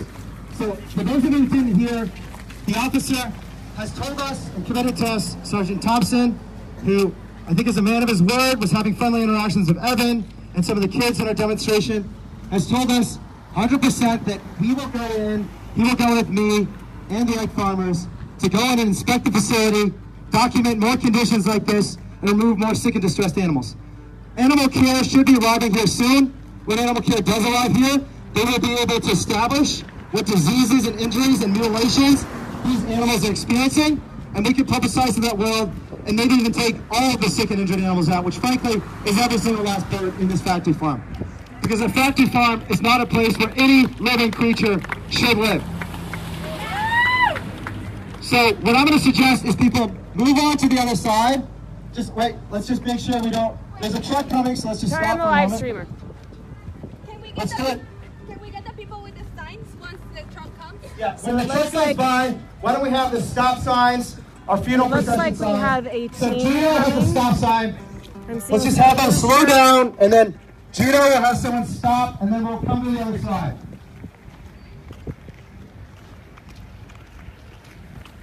So Aiden, can you tell us what the group behind you just came from? So the group of people behind me is folks who agreed ahead of time that we're prepared to go onto this facility and stay until all of the animals are released. We're not willing to leave any of them behind. We're going to do everything we can. Obviously, we don't think that they're going to do that. They might. We hope they will. We hope they'll find compassion.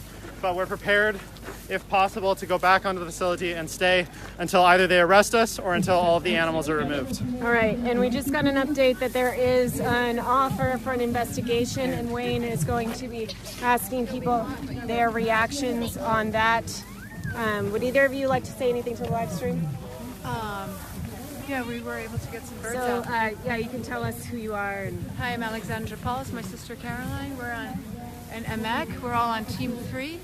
We were able to get birds out from one of the houses really far, the hen jails really far down. And so you were inside of the farm, correct? Yeah, it was very dark. Had They you been turned the inside lights of an off. egg farm before? No, I had not. I've seen a lot of videos. It's really hot and really crowded. It's a So terrible. did it prepare you, seeing some of the undercover investigations? What was it like being inside versus just seeing it on the laptop? I'm sorry, we gotta go. All right. Excuse me. Arnie, do you want to? Yeah. This is Arnie Reebley, who's the owner of this farm. Careful, guys. So this is the owner of the farm, Arnie Reebley. He has been investigated and outed as kind of someone who hurts animals on many occasions. Seeing police cars go up and down the street. You can see how many activists we have here. Hundreds of activists who have turned out to bear witness to what is happening. We have many people from the Save movement, founded by Toronto Pig Save, Anita Kreinz, to come closer to see the suffering, to bear witness to what is happening.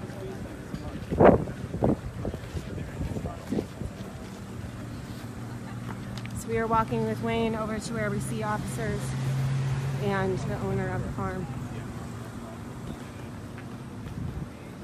Hello there. Okay, So does animal care come in? there should be coming soon. So I'm gonna still need.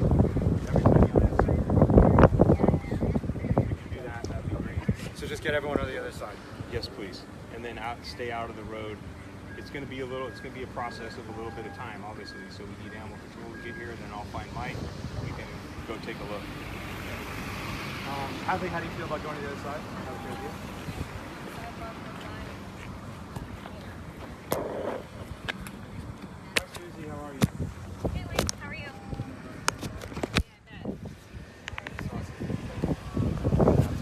Were you inside? I was not inside, but It I looks saw. too clean to be inside. I know what was happening inside, so you've seen the video footage. Yeah, is this from... These are some photos, and we can send you some of the video footage. Yeah, I think we talked with Matt, we asked about using some of the feed from today, so I think we'll do that. The farmers, I guess, down there. I'll step away a little bit so that they can speak, but what you're seeing now is a reporter speaking with Wayne Shung, founder of Direct Action Everywhere, and behind him are hundreds of activists who've shown up here today to bear witness, many of whom walked into the barns where the animals are being kept. They have called quite a bit of law enforcement here.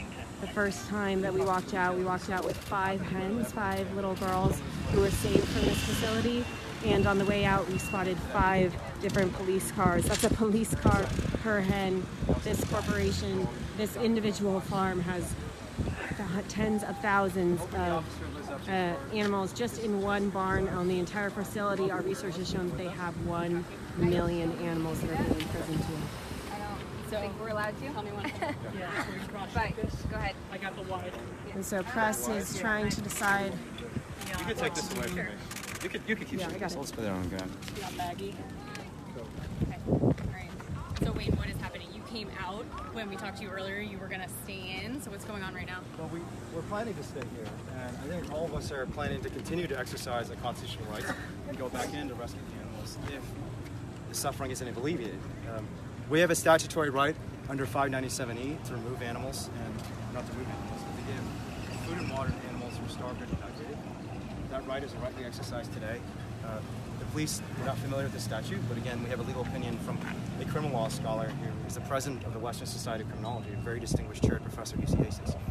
And we made the call to go ahead and depart because the officers gave us their commitment that if we did depart, they would do their own investigation and inspection. Now, again, I've been doing this work for 20 years, and every time I've heard this from a law enforcement officer or a prosecutor, it usually doesn't happen. We hope this time it'll be different, but, Sergeant Thompson has given us his word. Animal control is on their way. Yeah. So I'm going to be right over here. We're gonna check on animal control CTA.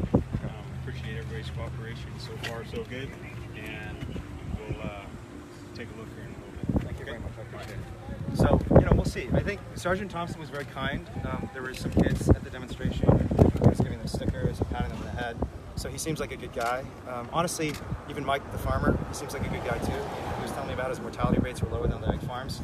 Most people don't know that, every cycle of egg laying, 10% of these birds die. And they die from things like starvation, cannibalism, being caught in a structure. That's one of the most common ways that egg-laying hens die in these cage-free structures because they've got all these conveyor belts and assembly lines that are running the eggs in and out. They have a manure belt underneath, and you've got 30,000 birds crowded in manure belts and assembly lines and gears. Animals literally just get shoved into the structure and get ground to death. We saw a couple come out that were dead and had been. So you can see how much press is here. Wayne is explaining to the press what happens to these animals inside of these farms, the kind of systemic abuse that happens when you treat an animal as an object and don't give them basic personhood rights. And look at all of the people who are going to hear about this, the audiences, the thousands of people all around this country who are going to hear about what happened today, what happens to chickens held inside of factory farms. And the reason is not just because of this one person giving an interview. The reason is because of the hundreds of activists that you see behind him who also want this kind of attention drawn to them. People that you see here are Paul and Asal, the founders of Anonymous for the Voiceless. We have other prominent individuals from the animal rights movement, including James Aspey here.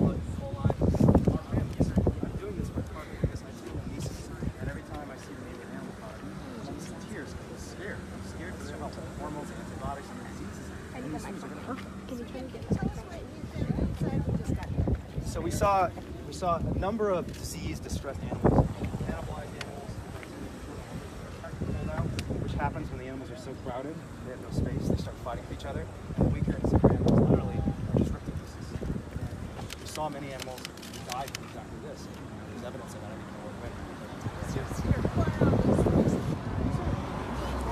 Take care of an animal. Most of us have dogs and cats in our homes. If somebody grabbed my dog,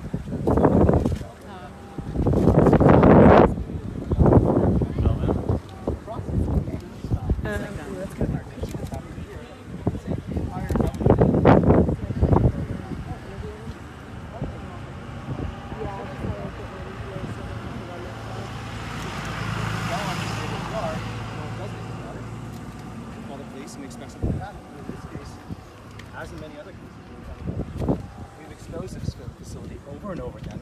We sent our footage and our photographs to the district attorney, to Animal Care, to the state attorney general, to the California Department of Food and Ag, to Amazon, to Whole Foods, and not only have we not gotten action, we haven't even been able to get a conversation. When an animal is being cannibalized, and animals are so diseased that they're literally coughing out their blood, they're wallowing in their own feces. Okay, we're having a difficult time getting to hear what Wayne is saying because of all of the press around him. You can see we have many press outlets. And so what I'm going to do is try to interview one of the activists that is here. We have an activist that a lot of people have heard from. We're going to see if I can find.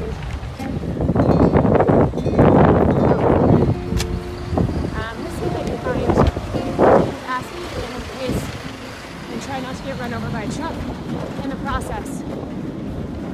Apologies, folks. We've had to go kind of all around this facility.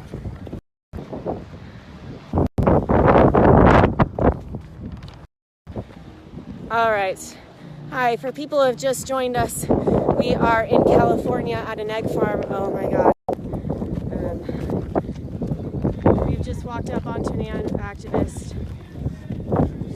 Do you know what's happening? Yeah, we found her inside the farm. This is just one of the victims of egg farming. A lot of people think egg farming is victimless, but it's not true. They're typically dead piles of dozens of birds, just like this. We found her in just a pile of dirt, like an object. And we have someone who's here who speaks a lot about what happens in egg farms. James, could you step beside Andrew? Tell those of us on the live stream who don't know who you are, and what happens to hens in this facility. Why are activists so mad about this? We're mad about every facility, not just this facility. Animals don't deserve to be exploited anywhere. They're innocent beings, they're sentient beings just like us.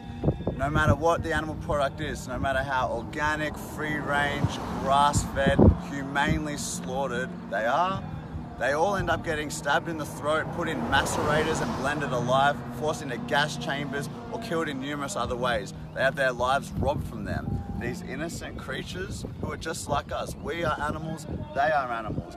We want respect, we don't want to be murdered, neither do they. And we should extend our compassion to not just other people, but non-human people as well. It doesn't make sense to care about dogs so much while we pay people to mutilate and torture and murder chickens or cows or pigs or fish or anybody else. Violence is wrong. We should pride ourselves on being a non-violent society, and we are very good at that when it comes to humans. When it comes to non-human animals, when it comes to other species, our discrimination shows. Because they're covered in feathers or scales or wings or fur, we don't take their lives seriously, we don't take their suffering seriously, and otherwise good people are paying for a very barbaric tradition that needs to end. We can never call ourselves a civilized society while we still consume the products of violence and death. And what product was this individual, this little girl, exposed for? I mean, this was for eggs. People think chickens just lay eggs. People think cows just give milk and there's no violence there. There is. The demand for animal products is huge, and to satisfy that demand in the cheapest way possible, they put them in a facility like this where there's tens of thousands of these birds. I mean, it looks really beautiful behind you. Yeah, we're seeing all this greenery. So. Sure. Well, look, here's a victim right here. Now, this is what happens. Now, even if they were treated nicely, it doesn't matter. Their eggs aren't ours. We shouldn't be stealing their eggs. We shouldn't be breeding them into existence just to take their eggs and then cutting their heads off when they stop producing as many eggs. We don't need to eat eggs. If we had to eat eggs, okay, we could have a different conversation. But eggs, not only do we not need them for our health, they're very unhealthy for us. All right, so I've got two big questions for you. One is for the people who have already subscribed to a vegan lifestyle, what should they be doing? And for those that they're just learning about this for the first time, where can they find out all the information that you're talking about? Okay, let me start with those people here. A lot of us, I'd say 99% of the people here were not born vegan. We all went vegan when we learned new information. So many of us have been taught... And I'm going to turn you just so that we can see the facility behind you. So many of us have been taught, myself included, that we need to eat meat for protein, that we need dairy for calcium, that we need our omegas from eggs, when in fact all of those things can easily be sourced in a plant-based diet. because of that knowledge, when you get that knowledge, you have to ask yourself the question, if we don't need to consume animal products to be healthy, then why do we send them to slaughter? How can we justify killing these innocent, vulnerable beings? There's no answer to that question. The best justifications we've got are because they taste good, because it's a habit we're in, because it's a tradition that's been going on a long time, and because it's very convenient, because you can buy the products of animals from animals everywhere. But just because it's been happening a long time does not mean it should continue. Just because they taste good, that doesn't mean anything when it comes to their lives. I like money in my pocket. It doesn't mean I go around killing people and stealing their wallets. So if you're learning about this for the first time, know that we can have a healthier life, enjoy all our favorite foods, pizza, ice cream, burritos, pastas, curries, just the vegan versions of all of those foods, the plant-based versions of all of those foods. When we start choosing to be vegan and buy vegan products, vegan foods, vegan accessories, vegan clothing, we reduce a huge amount of violence on this planet. We treat all beings with respect, and it's better for the environment as well. Basically, everybody wins. There's no reason not to be vegan. There's every reason to be vegan. And if you have a shred of compassion, you cannot claim to be a peaceful, loving, respectful, spiritual, animal-loving person unless you are vegan, because your actions do not align with your words. So simply align your actions with your words. Go to vegankit.com, KIT.com, vegankit.com. Go to challenge22.com. You'll get everything you need. We do it for free. We want to help people go vegan. We want to encourage it. Cost you no money. We'll help you do it. For everybody, so you can learn more information there. Watch the documentary Earthlings, watch Cowspiracy, watch Forks Over Knives. They're on Netflix, check them out. Get educated on this topic. You'll find everything online. We're here to help you. For everybody who's already vegan, respect. Thank you for being on the side of justice for animals, the fastest growing social justice movement of our time. We need you to do more than just be vegan. We need you to help others do the same, to share this gift, to share this knowledge with the rest of the world, so that we can save all these innocent individuals from lives of suffering and ending worse than your worst nightmare, worse than the worst horror movie you've seen. That's what this world is like right now. Get educated, get active, join whatever group resonates with you. You can join Direct Action Everywhere. You can join the Save Movement, Anonymous for the Voiceless. You can just use your social media platforms to post recipes, post facts, post figures, post health information. Cancel out all the objections that people have and show them that veganism and animal rights is necessary for every single one of us to do, because this is happening because of us. It's not just happening in other countries. It doesn't just happen anyway. We create a demand for animal products. We create a demand for torture and death. We create a demand for plant foods. We reduce the suffering, the torture, the violence, the killing. We increase the peace, compassion, respect, love. That's it. That's the whole argument. That's all you need to know. Go research, go learn. You might not go vegan overnight. I hope you can. I hope you do. You definitely can. But if you feel like you can't understand, I went vegetarian first. There's different ways up the mountain, but just keep moving in that direction until you get there, and try to get there fast, because each and every animal product you buy means someone else suffers and dies. So let's do it quick, let's do it fast, and let's do it together, and this will end much sooner rather than later, which is obviously best for everybody. Thank you so much, and thank you for coming here. I know you're from very far away, and you're bringing people together from all over the world, and we're going to show you some of those activists now. Thank you, Andrew Sharrow, facing felony criminal charges for rescuing animals. Thank you, James Aspie, who travels all over the world giving people this message. And I'm going to give you an overview of all of the activists who are here today. Look how many flowers, how many individuals.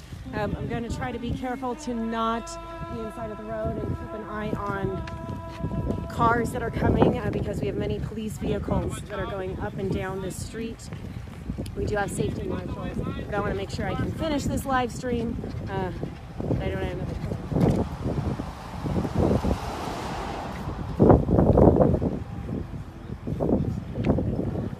So we are here on a factory farm in California, in the state and the city of Petaluma, that is known for supposedly having the best farms for as far as animal welfare practices go. And we just showed you what an egg farm looks like in California on an average day. And I'm waiting to cross the street to show you these activists, but we have police cars going up and down the street, so I'm going to make sure that I don't get in anyone's way before I cross.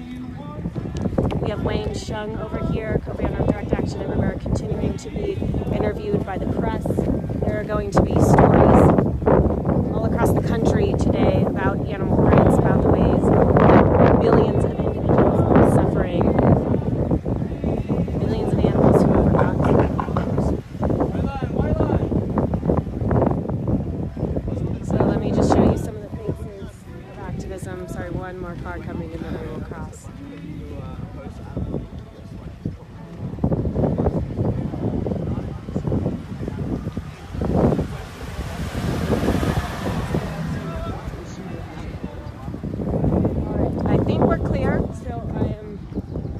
Going to show you some of the faces of the people who are here today standing up for animals, individuals. This activist is from across the country, came here from New York.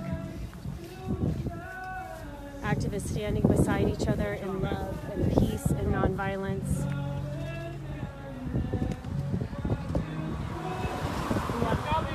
Many of the activists here who have been charged Diane, who have come back because they feel it is still important to speak out for the rights of others, that we can't just look out for ourselves, that somebody has to speak for the downtrodden. We have young people, we have people who are older, we have children here, we have people coming from all different states, we have people here from all different countries. We have activists here from Germany, from Ireland, from Australia. We have activists here from Florida, from all over California. Freedom, freedom, freedom.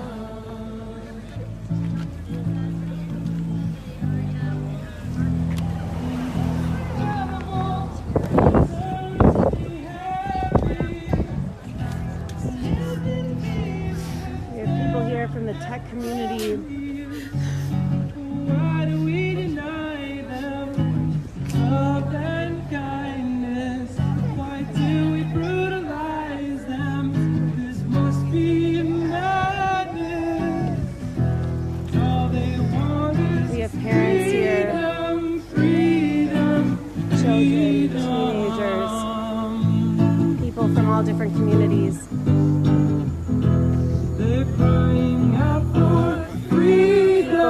Vegan for years, people who just became vegan this year, stepping out of the road to make sure everyone is safe and showing you some of the police officers that have come to respond.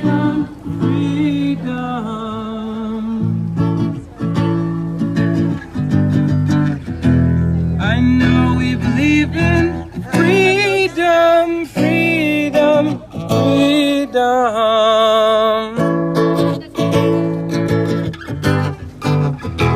So when will we give them freedom, freedom, freedom?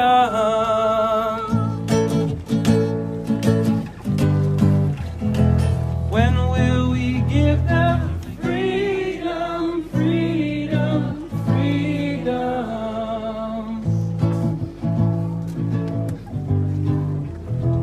When will we give them freedom, freedom?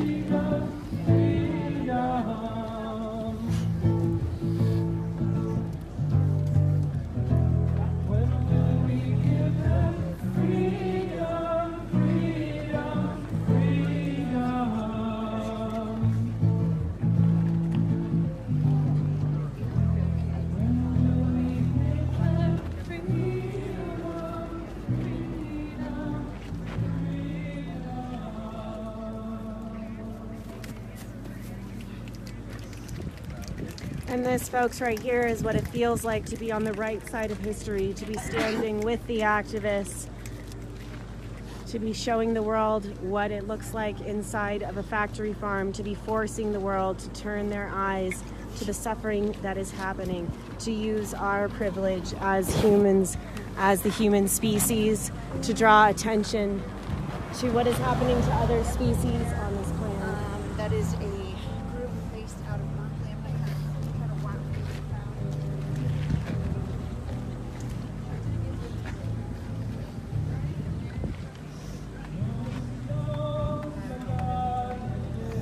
We have activists here who speak many different languages. One of our musicians is now singing in Spanish. I just had an activist hand me pictures of the findings from the activists who went undercover before today. And they have photos of a hen trapped in a manure pile. You got to see some of the manure earlier on in this live stream. This hen is unable to move or keep her eyes open. This is a deceased hen on the barn floor. When our activists went in just a little while ago to scout what was happening before this action, we found dozens of dead bodies. And these hens that are forced inside of cages with tens of thousands of animals inside of them have to live amongst the death because it is impossible to find everyone who has died. And in this country, we love animals. A lot of us have animals in our homes as family members. I have 2 dogs at home that I live with. This is a little canine activist, hello sweetheart, who has been with us most of this conference. And we know that animals like attention, that they can recognize the people that are their friends, that they can feel fear and joy and form relationships. And it is these kinds of relationships with animals in our home that have led a lot of these activists to be so compassionate. We're using a lot of technology here to bring this message of animal rights to the world. We have one of our drone operators who has a drone over the factory farm today that we have shown up at. All of the individuals here who did not walk onto a farm have not seen a single animal today, even though there are close to 1 million animals on this farm. You can't hear any animals, you can't see any animals because they are all hidden behind the opaque doors of these barns, these wooden and metal barns that don't allow you to see in. And we have an activist here with us who is familiar with seeing a lot of undercover investigations and has been to vigils. And can you tell me what it's like today to be able to see individuals coming out being rescued? Hi, Julianne. Yeah, it's been, there's no words for what it's like to be here. Yes, yeah. So the eyes don't lie. We saw, it's interesting because the police, they seem to be more and more subdued. I usually don't cry, I cried. It's, imagine you're at the House of Horrors and it's a horror show and it's a horror movie, but it's not a movie, it's real life. These animals, there's so much suffering and pain inside of here, and all these brave activists who went inside to get them. This is history in the making, and thank you for doing all that you did. And they you don't need us. know We are any their of the voice. animals here. You've never met any of the animals here. You're a human. So why are you standing here today with all these people? Because if I were inside, I would want everyone out here. I would want them to be doing the same for me. It's not a matter, you don't even have to be an animal lover. This is a matter of justice. This is a matter of equality, of compassion. This is humanity. If we can go about our daily lives and not pay attention to the fact that behind these closed doors, there's suffering, there's horror, there's pain. I'm sorry. Yeah, go ahead. Because it looks like Wayne is talking to the sheriff. And I'm going to try not to get run over. Thanks, Julie. Thank you, Danny. It looks like Wayne is talking to one of the police officers that is giving instructions.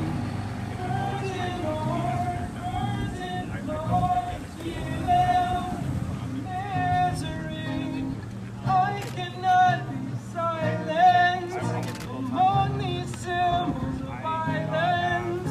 No, I will not stay silent. Around all this violence, I will speak out. A lot of these are journalists. So that's not okay. Like official advice. They still don't property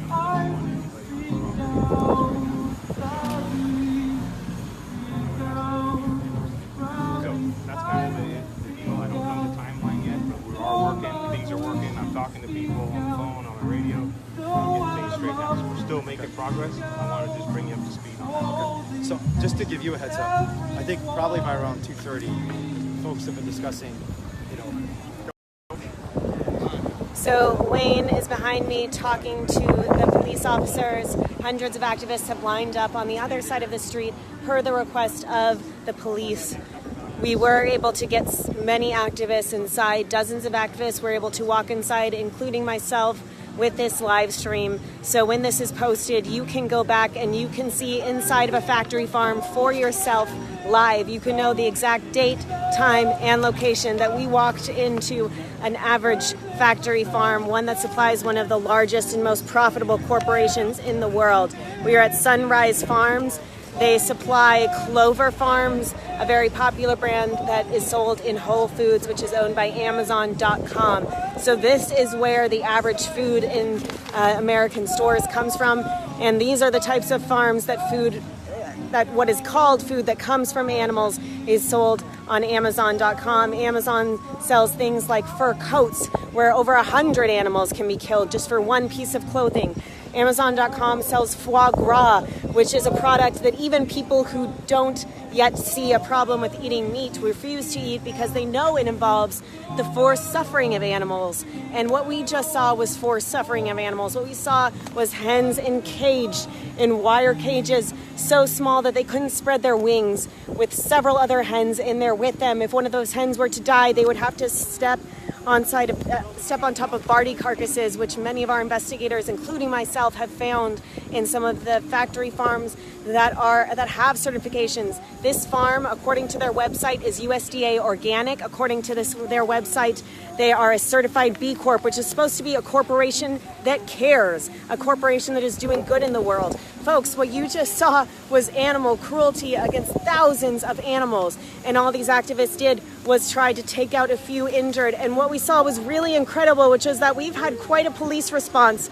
I don't even know how many police cars we've seen, how many police officers are here, but not a single one tried to take an animal out of an activist's hand, because everybody has compassion for animals. Just like we heard Vegan Evans say, people know that we should help animals, and none of these officers felt like they should walk up to an activist and take an animal out of their hands. And that was something that would have been incredibly devastating, but they had this compassion in their heart because they realized that walking out of a farm with a diseased hen is not the same as walking out of a Best Buy with a TV, because these are individuals who deserve care, because they are people, they are not property. They cannot be exploited in whatever way their owner sees fit. And all of the activists behind me, the hundreds of activists here, agree. And what we have asked is we have asked the police to investigate this farm under Code 597E to investigate for farmed animal cruelty. And the reason that we are here today is because we believe that we know that the public has a right to know. Consumers have a right to know how their products are made and how the individuals are treated who are relied upon for those products. And in the animal agriculture industry, animals are taken against their will because animals cannot consent to being confined, and they are put into cages that they cannot get out of. And so we have... Get things trying to put together. Can I give you a suggestion? Yeah. Probably what you want is not the ag crimes person, but the animal cruelty person. Because the ag crimes person is not going to... No, I think he's the same guy.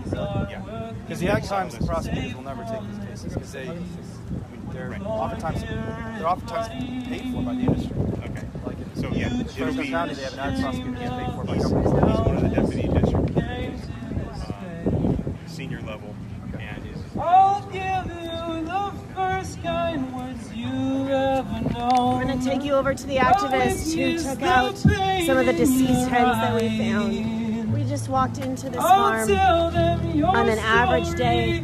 Many activists were in there for less than 10 minutes. You saw how long I was in there. And we already found deceased individuals amongst the others. And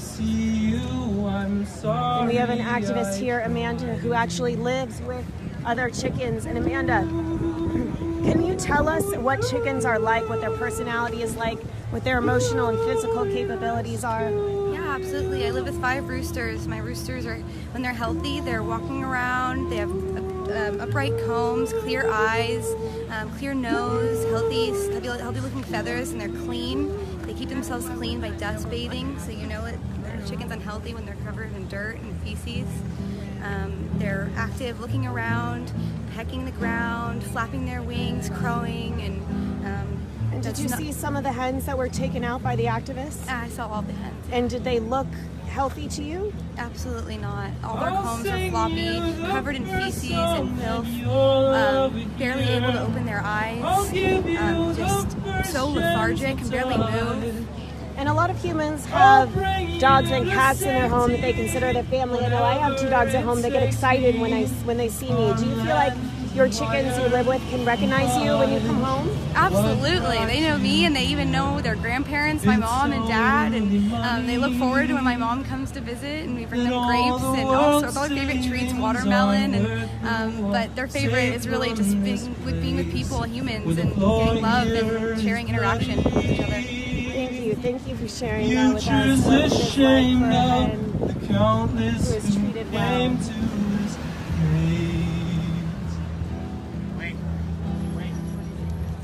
I'll give you the first kind words you've ever known. I'll witness the pain in your eyes. I'll tell them your story throughout all my life.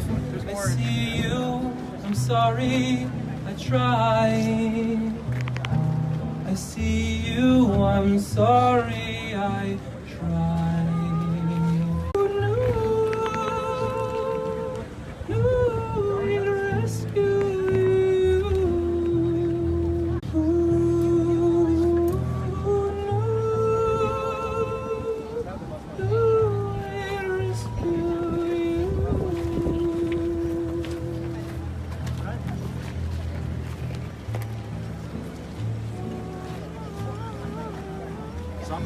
Jason, can I talk about We should still be on our way. And remember, we snap because we should also recognize that we have 2 And we're not clapping, we're snapping.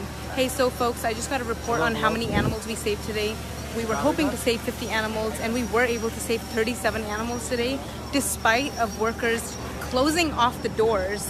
And activists showed a lot of bravery today.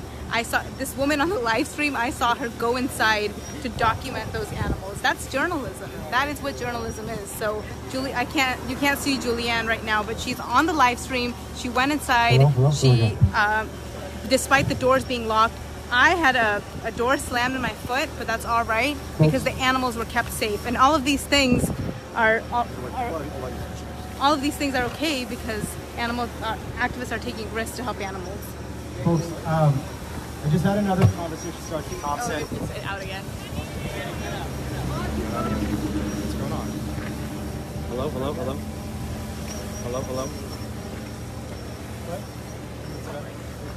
We're in a remote part of the country. We are in Petaluma, California. So we are working on getting the audio working because we have so many activists here that you can't talk to someone with just your voice. You can't even use a megaphone. We have to have a speaker system here to talk to all of the activists who are so passionate about the rights of animals that they have shown up here today to stand in the heat, to stand when they are tired, to stand when they are sad, in order to bring attention to the animals. And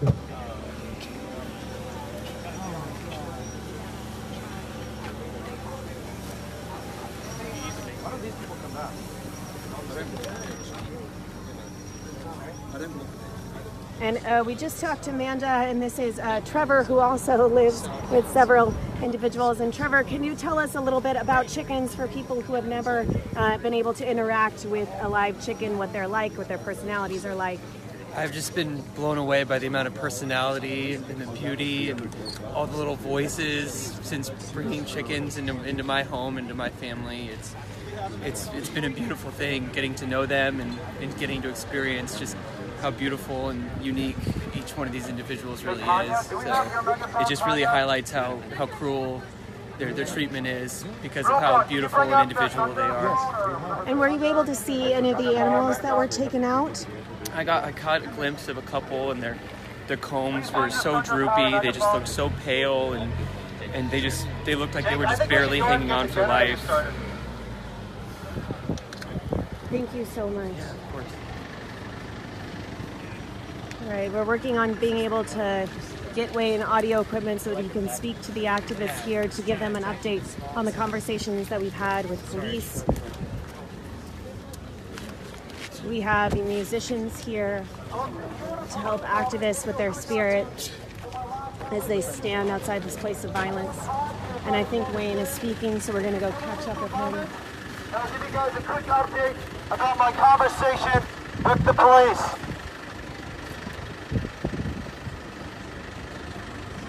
So we're gathering the activists, and then Wayne is going to brief us on the conversation that he has had with the police. You can see the hundreds of activists that are still here, who have been here for hours, who are standing in the sun, in the California heat, who are trying to bring the attention that they have as humans and activists to those that justice is blind to. All right, can folks hear me reasonably okay? Yes? All right, I'm not going to move the megaphone too much, so move to a position where you can hear me with the megaphone in this alignment. I want to update everyone about my conversation with Sergeant Thompson. Sergeant Thompson says that animal control is on their way. He says that he cannot enter the facility without animal control. This is a good faith disagreement between myself and all of us and Sergeant Thompson. We believe we have the right, and certainly he has the right, to go into a facility where clearly animals are being abused. And the fact that this is not propaganda, the fact that this is not just Facebook chatter, is right here before us. We have a bird who rotted to death to my left. And one bird over, we have a bird who is torn to pieces alive. So when these things are happening, our government officials and law enforcement officers have a responsibility to assist the vulnerable individuals who are being brutalized. And the reason we took this action today was to say that the law has failed us, but we can provoke action through direct action. And already we can see the power of our voice.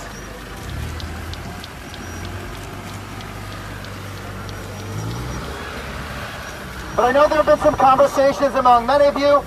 People have shared stories about what they saw inside. Many of us want to go back and save them all. So I told Sergeant Thompson that number of folks who are planning to do civil disobedience and do whatever it takes to get these animals out, including staying on that farm and getting arrested, still plan to do that. But we set 2:30 as a timeline. That's about 30 minutes from now. And if 30 minutes from now an investigation has not commenced, we're going to non-violently, compassionately in the facility and get arrested if necessary to bring light to this issue. So all of you can make your own decision, obviously, about how much you want to participate. If you're committed to us that you want to do a CD. I know Aiden has had many conversations with them. Amir's had some conversations. Many of us have been horrified by what we've seen. What I'm going to suggest you not do is, if you previously were not trained in civil disobedience, if you're not previously committed to doing civil disobedience, we're not going to ask anyone to do that. Because we do not want you to put you through something that you've not been trained to do in an emotional moment. Believe you me, stick around, come back to the conference next year. There'll be many opportunities for you to take direct action and do civil disobedience if it is in your heart. We're also not saying that anyone who previously committed to getting arrested is required to get arrested. We accomplished an extraordinary amount, folks. There are 7 media outlets here today. National news will be covering this issue, and that is because of all of you. We did not get all of the animals out of this facility, but the animals who are left behind will not be forgotten, and the 37 lives we saved will be utterly transformed. But again, our day's labor is not done. And so at 2:30 p.m., if an investigation has not commenced, I know many of the folks who committed to doing civil disobedience are planning to get arrested. I'm hoping all of you can stay with us at least through that process, and hopefully all of us can go home remembering what happened today, remembering the sacrifices that activists have made to free animals from imprisonment, and remembering that we do have power. As Clint taught us 2 days ago, we do have power to shine sunlight in dark places and bring liberation to light if we see the power in ourselves. The most important thing is that we cannot be afraid. And if we are not afraid, we can take more and more of these animals out. We can shut down these evil factory farms and slaughterhouses, and we can change the entire world for animals and pass a constitutional Bill of Animal Rights. So get some water, rest up, get in some shade if you have to, and if by 2:30 we do not have an investigation, Animal Control has not entered the facility to diagnose what is happening inside, a number of us will be walking in, telling the police about it openly, and getting arrested if we have to, in exercise of our constitutional rights and our statutory rights, because we will not stop until every animal is free. All right, folks, please get some water, get some food if you need to, stay hydrated and fed, because Water right now, it's here in about 30 minutes along with more food. we don't have a bunch of water bottles. Do we use them all? Okay. Tanya, did we use up all the water bottles? 30 minutes. We used up all the water bottles because it's a hot day. There'll be more water soon. Yeah. So again, if you want to do civil disobedience today, but you're not vetted and approved and trained in our community building process, today is not your day to be arrested. Only folks who are previously trained and vetted should be doing civil disobedience. Because the last thing we want is for someone who is not ready for the travails of prison or jail to get sent to prison or jail. So only folks who previously were vetted, trained, and committed to civil disobedience will be doing CD today. Everyone else, just stay tuned. Finally, if someone is seriously dehydrated and suffering, please, there's Ripple milk in the truck actually, so you can get some, is it soy milk, almond milk? I don't even know what it is. Pea milk. And then Almira Tanner, who's right here, can you come over here, Almira? Almira Tanner has some drinks in her backpack she is willing to share. So get some Ripple milk, share water if you can. More water will be coming in 30 minutes. And just stay tuned because the day's not quite over yet. Tell them to get off the street when we're done. And please get off the street now that we're done. Orlando's trying to keep people safe. Thank you very much, Orlando. My name is Wayne. Yeah. Where's our sound? NG, and what is your HSIUNG? And what's your title in terms of? I'm a lawyer. I'm a lawyer and co-founder of the ALC.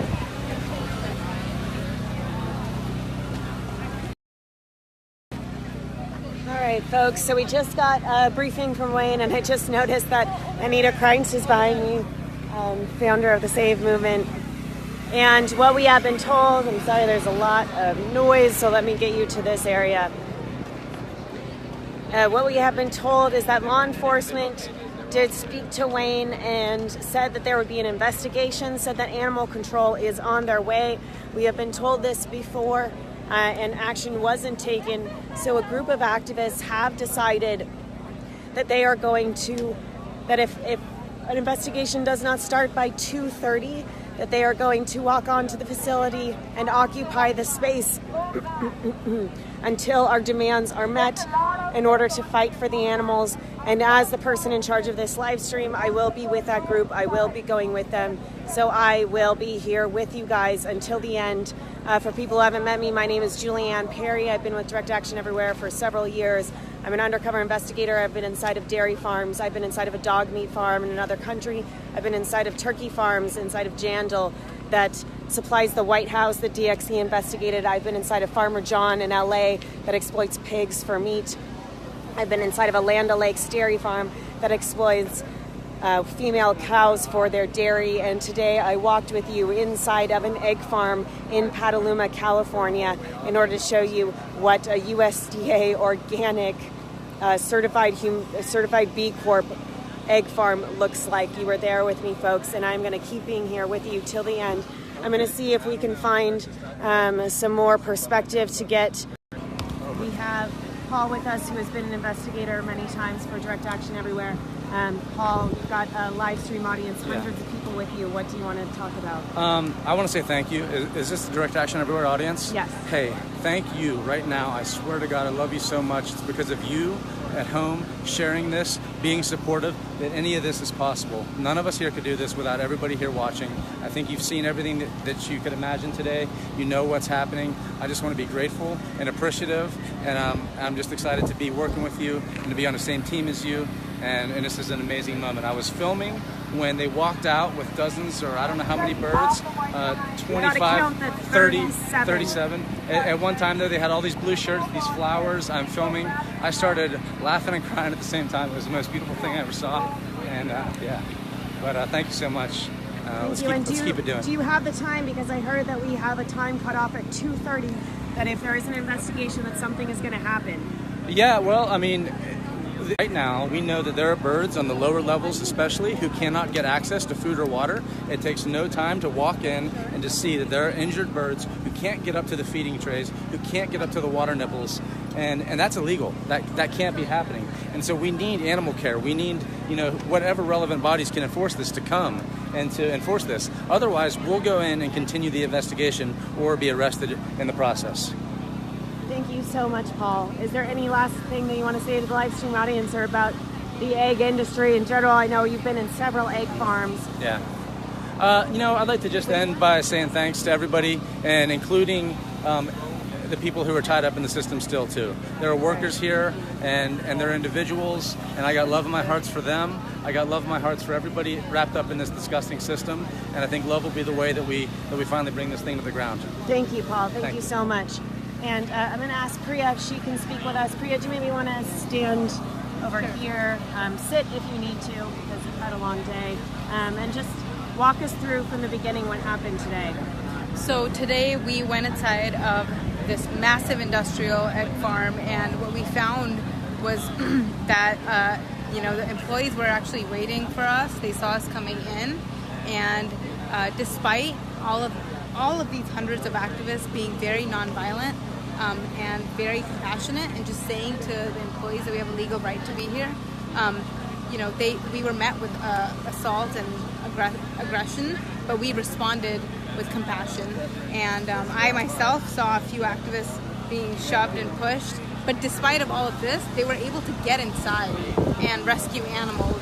And so our activists are actually on our way right now, taking these around 37 birds we hear. This is an approximation, we're not 100% sure yet, to the vet. So we've got trucks pulling in. It looks like they are trying to, it appears that they're trying to block what we can see into the farm. Here are all of the other activists that we have with us today.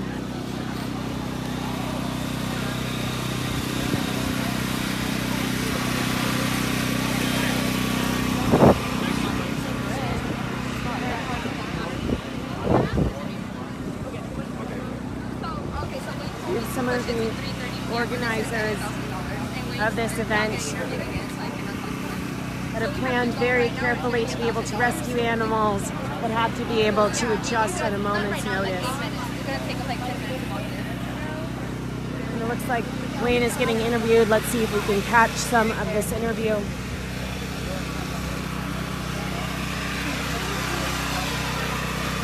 Oh, it looks like we just missed the interview. Okay.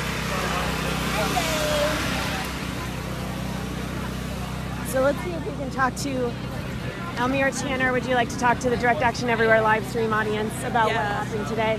Yeah, this was, we train and we plan for every possible contingency, and if you've been watching from the beginning, obviously things did not go directly the way that we planned, but our activists are trained. We have spent an entire week training, getting to know each other, knowing what to do when situations arise, and so we were able to adapt. I don't have a final number yet. I've heard everything from 25 to 43, but somewhere in there we have at least 24 hens that we've rescued and that are on their way to receive veterinary care, to go to a sanctuary where they're going to live out the rest of their lives in peace. And if you can see on that truck right there, this is the advertising. And but if we get back to this place and it's like, it's not fresh, it's disgusting. I didn't even go inside the barns. There's no sunshine inside those barns. barns. There's no sunshine in there. We have dead hens who we've taken out, like they've never seen the outside. And you know, we have so many people here, and yet the employees are so adamant that we not see what's inside, and because they know what we're going to see when we go inside, which is suffering. So. And Almira, can you respond to people who are saying that that activists have no right in order to walk onto a farm and take someone else's property? Yeah, first and foremost, I will say animals are not property. Just like humans are not property, we are also animals. Women used to be considered property. We know that we're not. Animals are not property. They're not goods to be traded, and they needed to be saved. Second, I have spent the last 6 months trying to get a dialogue with this company, trying to get them to sit down and talk to us face to face. And what Dr. Martin Luther King Jr. has taught us is that when negotiations fail or when negotiations don't happen in good faith, we have to take direct action. So we've called, we've emailed, we've visited offices. I have personally done all of these things, and we have gotten zero response from anyone in any of these companies, and that is why we're forced to do this here today. And there have been several activists who have been charged with felony burglary for doing something similar to this. And can you talk about the response that you have seen when those charges came down from the activists? Were activists afraid?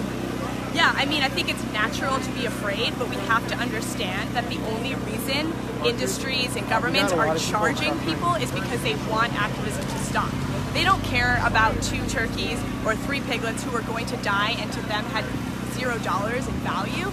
They care that activists are exposing them, and so the best thing we can do in the face of repression is to continue to take action, continue to liberate animals, be nonviolent, be compassionate, be love-based, but don't stop taking action, and that is what over 1,000 people this week have done in San Francisco and Berkeley. We have come to the Animal Liberation Conference, we've trained, we've met each other. We are going to be stronger than ever. The animal rights movement is not going away, regardless of how many felonies you throw at us, because we are here to stay. So for people watching... Jake Hobbs, can you come to the speaker, please? Jake Hobbs, can you come to the speaker, please? Jake Hobbs. We've had Jake's help a lot. There is the man that keeps things running behind the scenes. Absolutely, all the behind-the-scenes people. I had a very important question. Oh yes, for everyone watching the live stream, what's something they can do to help right now, and what can they do in the future to stop animal suffering? So right now we are waiting for Petaluma Animal Services. We said that if they have not been here by 2:30 to help us do an inspection, there will be activists willing to get arrested and going back inside. So if you can call the number that's on the live stream, if you haven't already done that, that's something you can do right now, along with sharing this post so that more people can see it. And in the future, get involved with activism. Find a community of activists in your area, and if there isn't one, start one. Come to the Animal Liberation Conference next year and get training so that you can participate in actions like these. If this happens every day all around the world, there's nothing that the industry can do to stop us, and the media is going to be forced to cover this like they are today in a very serious way. Not as some fringe people who like to eat salads, but as a group of people dedicated to social justice who want to take action for animals and save their lives. Thank you so much, Almira. And I have someone here that has an interesting accessory on. Ladies and gentlemen, this is Sergeant Thompson with the Sheriff's Office. Can I have your attention for 1 second? We are getting an announcement. In just a minute, I'm going to meet with Wayne and the owner of this property, and we'll do what I said we would do, which was walk through the barn, take a look for injured animals. We will report, and we will be in touch with the DA's office, which I already have been working on the USDA and animal control as well. So, I'm just asking for your continued cooperation in staying there.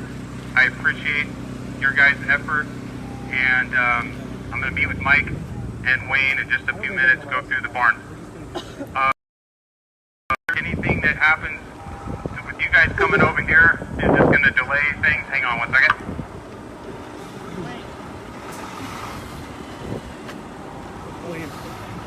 You can't help but wonder if that truck is going to pick up thousands of eggs laid by the chickens who are being held captive inside of those barns. To remain there, the property owner has asked anybody that comes onto his property be arrested for trespassing. So that will They occur. fill trucks like that with eggs. Imagine how many hens it takes to fill trucks like that with eggs. Set us back and delay the timeline of getting things taken care of. So I'm just asking for your continued cooperation in that regard. Don't come on this side of the street. We will be checking the barns with Wayne and going from there. So thank you. And Wayne, can I talk to you over here? We'll get going talking to Mike.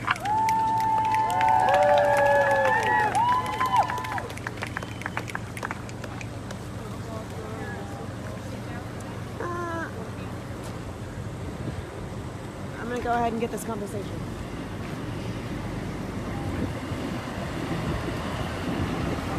You said we can walk through and take some picture and do what we need to do.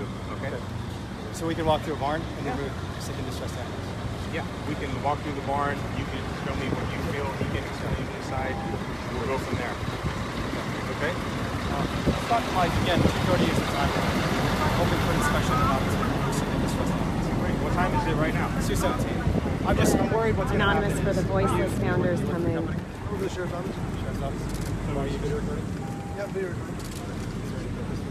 Public. Wait. 2:20. Sure.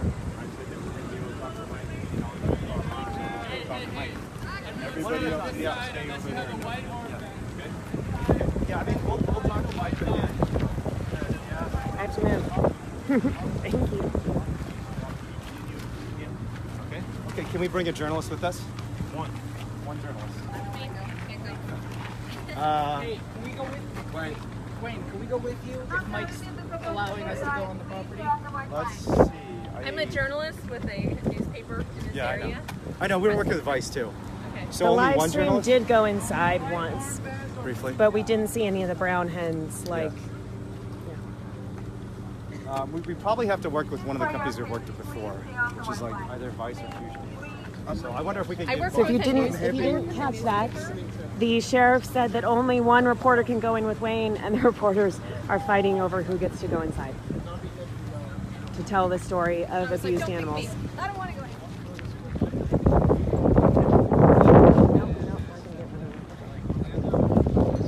So Wayne is deciding right now which journalist will be going inside to document the conditions.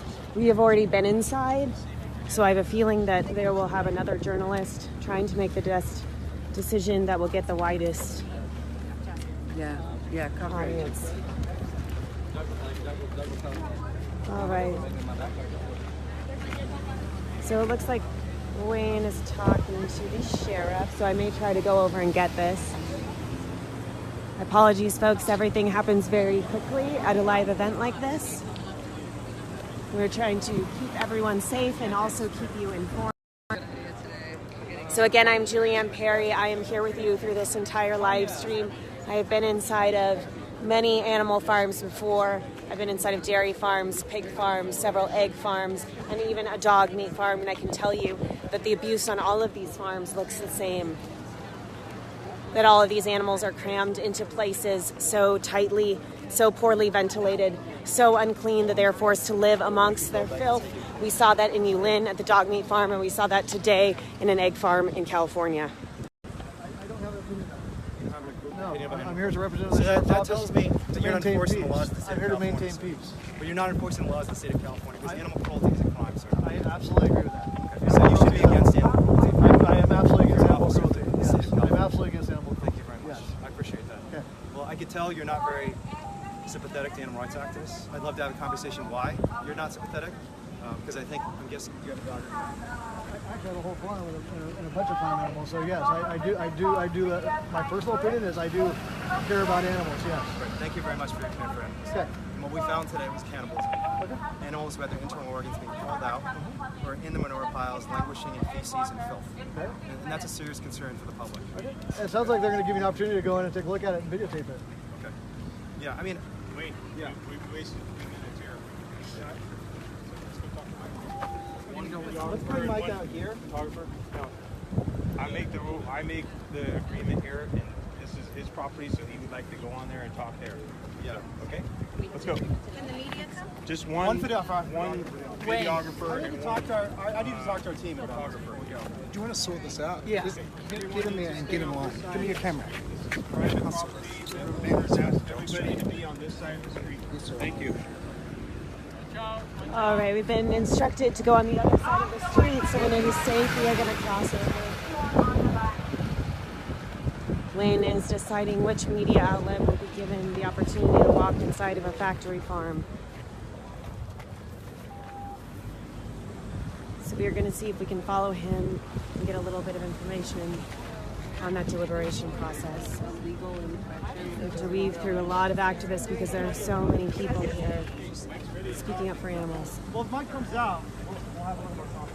But honestly, this gentleman... I'd rather do less talking and more walking through the barn. So. Yeah, for sure. I think just the camera. Can I have the megaphone? You can go in.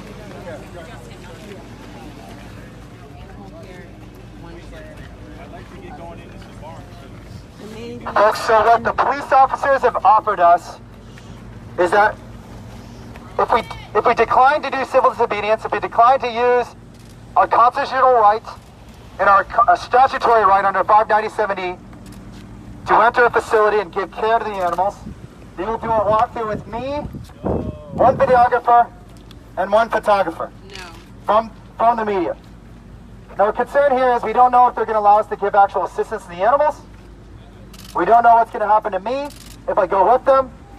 We don't know what the result of that conversation will be.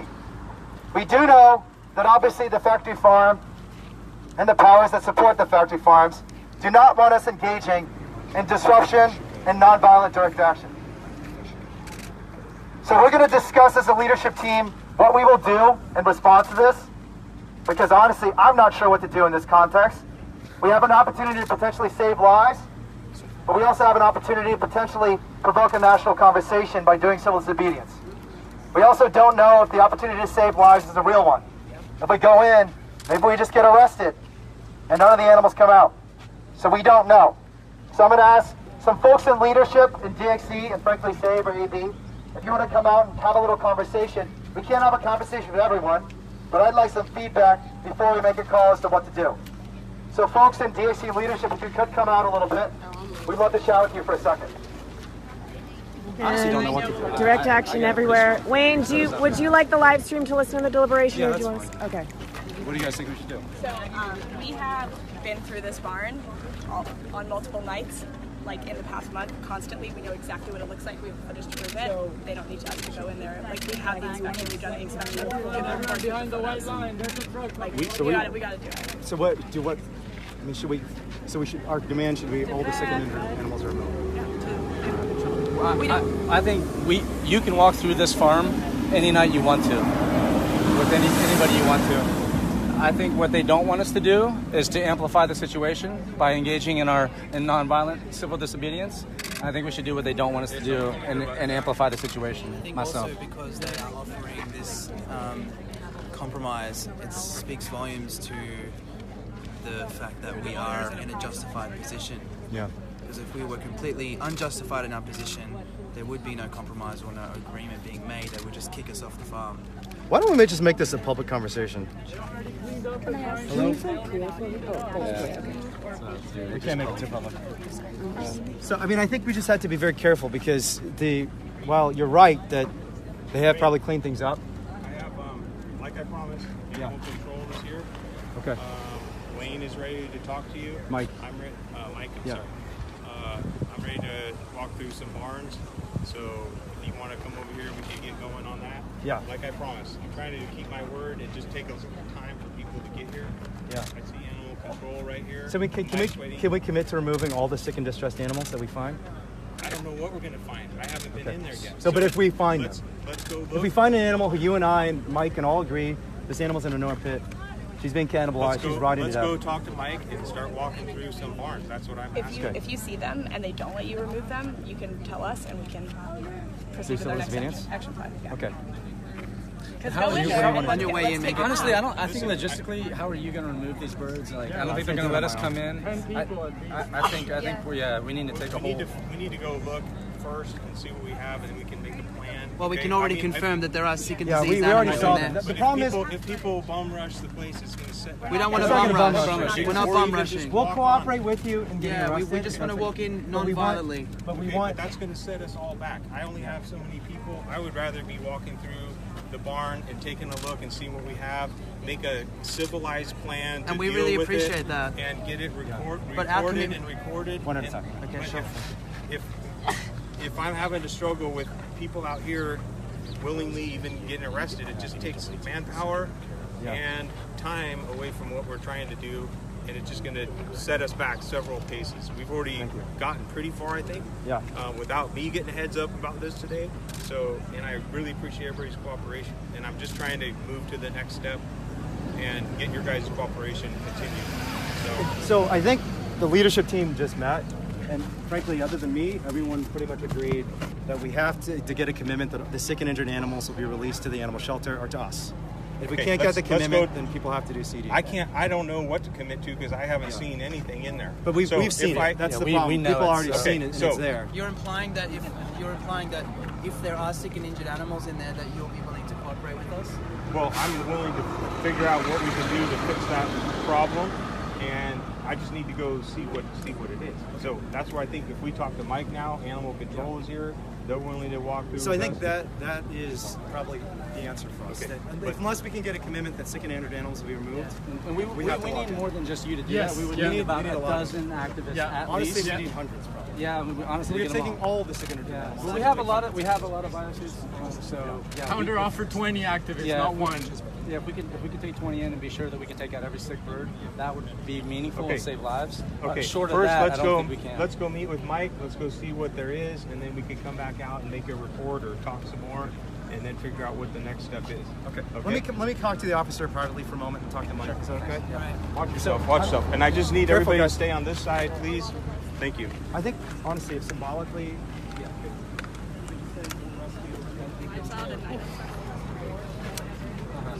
Well, I think I'm that. going to see if we can find. Would you like to talk to the live stream? No. Okay. Where's Priya? She was right here, but she just. So I'm trying to find Priya Sahani because I saw a message pop up on my phone that her foot is extremely injured and it's swollen. It was difficult to tell if I got it on footage when I was there at the barn door with Priya and we heard her scream out. It looked like a door was slammed on her foot. She was trying to keep it open so that we could see what happened to the activists or what happens to the hens inside of this building. Has anyone seen Priya? No. We have so many people here, and it's difficult to find the activists. Okay, so we have an organizer for Anonymous for the Voiceless here with us, trying to find Priya. She says she's in a U-Haul. Oh, she's in a front. Yeah. Now I'm very confused. Could you try to find her for me? Yeah. Or come find me and tell me where to go, because I don't think she's mobile. So tell us your name, tell us what you do for animals and what's happening today and how you feel. My name's Anastasia Mel. I'm an activist with Direct Action Everywhere and for Anonymous for the Voiceless. I help organize protests and demonstrations to help educate people about animals and what they're going through in farms like this. And today we came here to document the conditions at this farm. We found one bird that had died and she had been cannibalized. Her organs were out on the outside of her body because she had been pecked so much to death.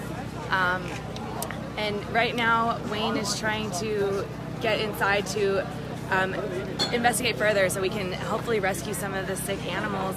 And I'm just here today because I think that these individuals are suffering and it's the right thing to do, and we should all be out here to help when we can.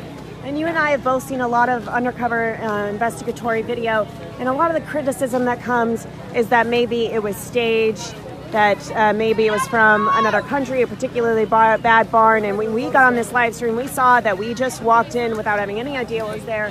Just walked into a random barn, and that was what we saw.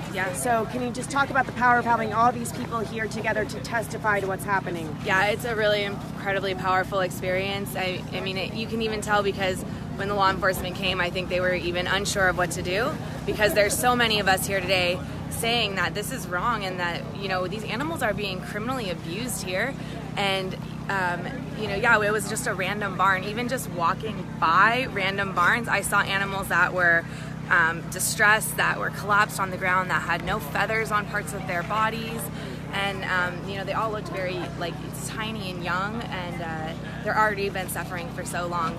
And honestly, even just the air out here in the street or across the street from the farm, it's awful. I can't imagine what it's like to be shut into an enclosure where you can only breathe in that toxic fumes and dust and particles for your whole life. It's got to be terrible. Thank you Yeah, so much. definitely. That's definitely what we've heard from the activists. And there's probably an Anonymous for the Voiceless chapter near you. They are all over the country. The founders from Australia are here today. And I have Matthew McKeefery here with me again. And we've been talking about what people can do to get active. And if somebody is watching this from another state in the United States or another country, and they want to do something like this, they want to found a DXE chapter, what can they do? Yeah, I mean, the best thing we can do Let's for walk animals... away from the generator because it's a little loud. Yeah, and it looks like we brought in food for the activists. So if you're wondering what vegans eat, we can show you that as soon as we talk to Matthew to hear the very important information of what to do if this enrages you. Yeah, I mean, the best thing we can do for animals is to definitely become an activist. It's not enough to not buy products of violence. We actually have to do something and take action for animals. We have countless DXE chapters all across the world. Thousands of people are rising up and speaking out for animals. So if there's a DXE chapter in your area, check out directactioneverywhere.com, find your local chapter, or you can email mentoring@directactioneverywhere.com to start a DXE chapter, and we'll help you organize amazing actions to change the world for animals. Amazing. And can you talk about how you felt going from... Now we have some water, so if you want to refill, go back to the car, the red car, so you can refill your water bottle. You know, a lot of activists feel lonely. They feel like they don't have a lot of power. They can't speak up against these things. Can you talk about what it felt to go from not having a voice to finding your voice for animals? Yeah, so many activists do feel disempowered when they're just on their own. But what DXE is doing, we're building strong, empowered communities of animal rights activists all over the world. And that's so inspiring to stand with thousands of other activists who are committed to changing the world for animals. And getting plugged into a DXE community, I feel, just empowers activists even more. Wonderful. Thank you so Thanks, much. Julia. So strong. All right, I'm going to see other activists that we can talk to while we work out who, if anyone, is going to be going in. We had an offer from the sheriff that they would walk through the barns with us, but they would only allow one journalist to be there. And we have several news outlets here today. Many, if not all of them, would like to go and film what is happening. Activists are deliberating to see what deal we will take, if we will go on, if we will take the deal, if we will bring a journalist out. Is it okay if I bring the live stream over here? Yeah, that's okay. Okay. So we were just letting these folks know, these are all the people who agreed in advance that we're prepared to be arrested if that's what it takes to do everything that we can to see that the animals who are inside of this facility who are victims of criminal animal cruelty are going to be removed. We're negotiating with police right now, so the police have offered that Wayne and the farmer, the owner of the farm, and one police officer might go through the barns. We made a counter offer that is if 20 activists are able to go through the barns with the farmer and the police officer pointing out cases of criminal animal cruelty and removing animals, then we will accept that and hold off for the time being on doing civil disobedience, but we're waiting to hear their response. So if we do get a negotiation where 20 of our activists can go in, and we're still performing civil disobedience. The rest of the 20 of our activists, if the negotiations are successful and we reach an agreement, then some of our activists will go into the farm and start identifying cases of animal cruelty. If they stop us from removing those animals, as is our right and our duty under California law, we will proceed with civil disobedience. And will the rest of, like, the 20 activists go on, or just those 20 that are on site? All of us who are prepared for civil disobedience will act as a unit.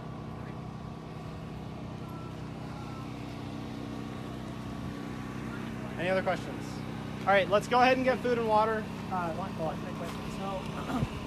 it's been a couple hours. Yeah. How do we know that the workers are not cleaning up and, you know, So I think hiding the we all saw when we were inside of this barn that while there are some animals are much worse off than others, all of the animals are suffering from extreme illness. I'm sure you all had my experience, which is the dust is so thick you can barely see. My eyes are still burning, my lungs are still burning. So every single animal inside of there is suffering and is honestly a victim of criminal animal cruelty. So if the farmers have had 2 hours, 3 hours to go through all those farms, all those barns and remove as many animals as they could, they're going to come nowhere close to making this look like anything that, any of our neighbors would not agree is animal cruelty. Let's break up so that we can get some water. And if anyone would like to talk about their experience, I know several of you did go inside. We'd love to share that with our audience. Yeah, join the live stream over here. All right, so tell us your name, where you're coming from, and your story of being here today. Yeah, I'm Emek Eko. I live in Los Angeles, and I came to rescue someone. I'm not going to start crying, hopefully, but it's really horrific in there. It's all pitch black. We know that most birds can't move in the dark, so they are using it as an advantage, so nobody moves. And it's filthy, like you cannot breathe in there. I don't know how they are still alive. They look like they've been just put in there because they look pretty fresh, meaning like babies. They were still, of course, so scared. And did you hold anyone? Yeah, I saved someone. She was on the loose, and I saw some birds who were stepped up on before, and they were like flat dead on the ground by humans. Obviously, no chicken would step on anyone like that. So we got some dead birds and some live ones. I rescued one and named her my cat's name. She was just such a sweet love. I don't know how we do this to animals and think it's okay or fair. We should just all go vegan, help animals, help ourselves, because this is not fair. It's just the little hellhole that is created with like some cement and wood. We're not that uneducated to disconnect ourselves from that much. And how does it feel? I don't know if you're like me and you didn't know a lot of people when you first had this awakening and had to find a community, but how does it feel to be with this many people who feel the way you do, and you walked in with an entire team with you? You didn't have to do this alone? That's amazing, because I started alone too. I was a vegetarian because I didn't know the torture behind eggs or milk. And I've seen documentaries. Dairy Scary is a really good one. 5 minutes and your whole world will change. Then when I started activism last year, it was just like I found my place. Because everybody thinks like I do, that we are all equals, we all deserve good, happy lives. Look at animals, how they live. They just live in nature, perfectly happy. They don't even need doctors. They don't need any pills. Everything is already given to them by nature. We just pluck them like little plants from nature and stuff them in those prisons.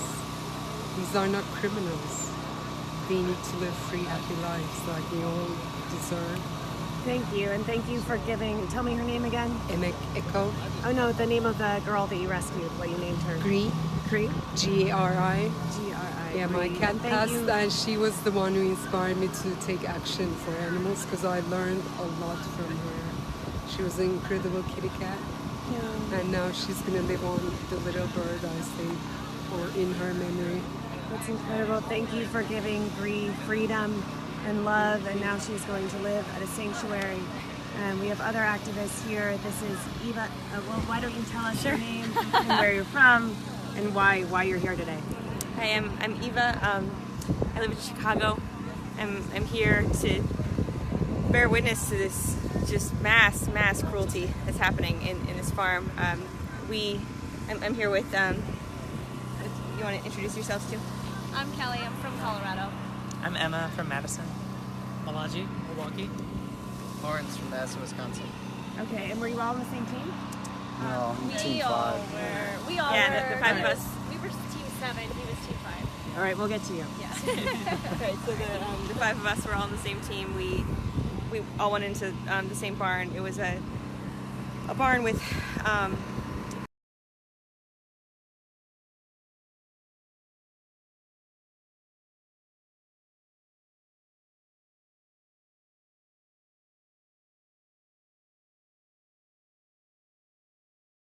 try to walk away from us.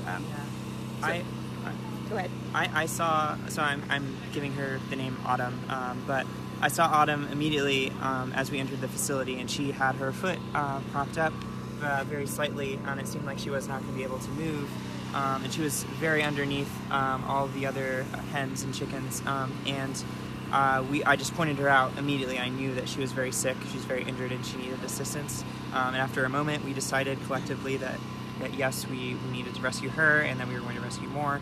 As soon as I managed to pick her up, I saw that she was in a lot of distress. She was having trouble breathing. She was starting to make some noises that did not sound very healthy, and ultimately we were able to get her water though, and then she started to perk up, and she looked much better, and I'm glad that she was seeming to be in much better health once we finally got her to care.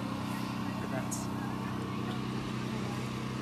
We saw a lot of signs of fighting that would commonly happen inside of the barn because they're constantly crowded on top of each other. They live on top of each other. They eat, sleep, and defecate on top of each other all the time. And so as a result of that frustration, they peck at each other and they fight. And so we saw a lot of feather loss. So a lot of them were naked or close to naked.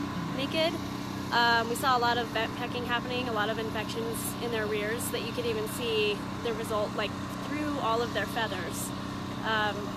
We saw deceased birds, and we decided that we had to take action and take them out and rescue them. They need immediate veterinary care. This is an emergency medical situation that needs to be addressed. Yeah, the first thing I noticed when I walked in was the stench and the feces in the air and the dirt, and I just could only imagine breathing that in my entire life, being scared with thousands of other beings that are in the same position. We talked about vent pecking. That's where, right, it's like cannibalization for chickens where they pull out their internal organs.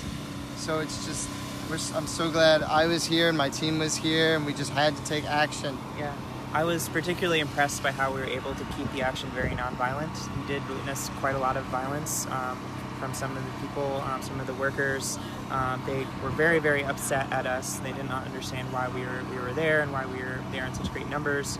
They were trying to block us from entry into the facility, but thankfully we were able to get into the facility and rescue 5 lives.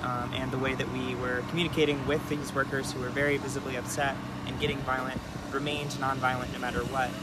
And I was really glad that we never got into too much physical conflict. And those of you know, on the live stream, before, our communication with the police was very nonviolent, and the police officer was thanking us very much for being such a large group and being so well put together. So that was a really interesting thing to see, that relationship we were making with the law enforcement. Yeah, I think like everybody else said, there are a lot of birds that were actually laying down there, and the other hens or the other birds were trying to peck on them or running around them, and these birds were not moving. So that basically tells us they were actually in so much distress that they could not move. They were immobilized. And also the breathing. I had a hard time breathing in there. And a lot of the birds they were showing what is clearly signs of respiratory distress. They had their mouths open, and they were struggling to breathe. Yeah, the bird that I was holding, who I later passed to you, she was so thin I could feel her bones just kind of digging into my hands. I could tell she was really, really thin and I mean starving if she wasn't able to fight with the other birds and kind of muscle her way to get food and water. We noticed a couple of the eggs had broken, and the birds were gathered around those eggs to eat the eggs, because that's something that we see a lot on sanctuaries is birds will have their eggs fed back to them, because all these nutrients in the eggs are something that they're sorely lacking. When these birds are laying so many eggs, there's just no way to have them live in a way that doesn't cause them immense suffering. They're bred to suffer in this really horrible way. So this really thin bird who I carried out of there, she was a victim of that industry. She was bred to be just like give of herself so much that she would ultimately just die from reproductive infections. A really common thing. I'm sorry, I just got a radio and I have to go, but find me later, and thank you guys so much for sharing your experiences. Just got a radio message from Elmira. I believe you have an update for us, so we're going to go find her. We're going to make our way through the activists who are now being fed. Looks like there are salads, maybe burritos. So yeah, vegans do eat salads, but they also eat sandwiches. Maybe peanut butter and jelly. Peanut butter and jelly is a great vegan staple. You can see everybody here is very well nourished. Do you know where Elmira is? Or Priya or Wayne? Elmira's right there.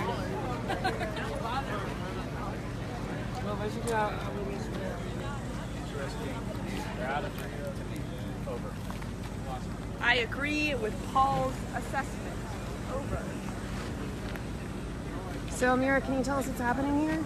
Yeah, so we have a line of, I guess, police and sheriff that are forming here in front of the facility. You know, I want to believe that the things that the farmers and the police are telling us are true and that they're talking in good faith. But honestly, there's nothing that they've done so far in our months of trying to negotiate with them that leads me to believe that.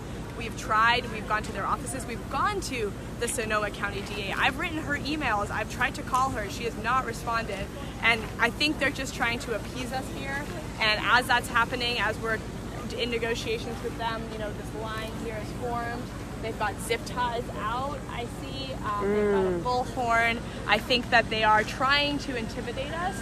We are trying to decide what is the best thing to do right now, and obviously what we're thinking about is what is the best thing to do for the animals right now. And so that is what we're currently in debate about, and we will, you know, keep everyone updated when we decide what our course of action is going to be. Zoe proposed to do a split screen live stream. And so I think we're gonna bring someone, some people who are really special on the live stream. I think, oh, hold on one moment. Julianne, you might have to talk for a bit.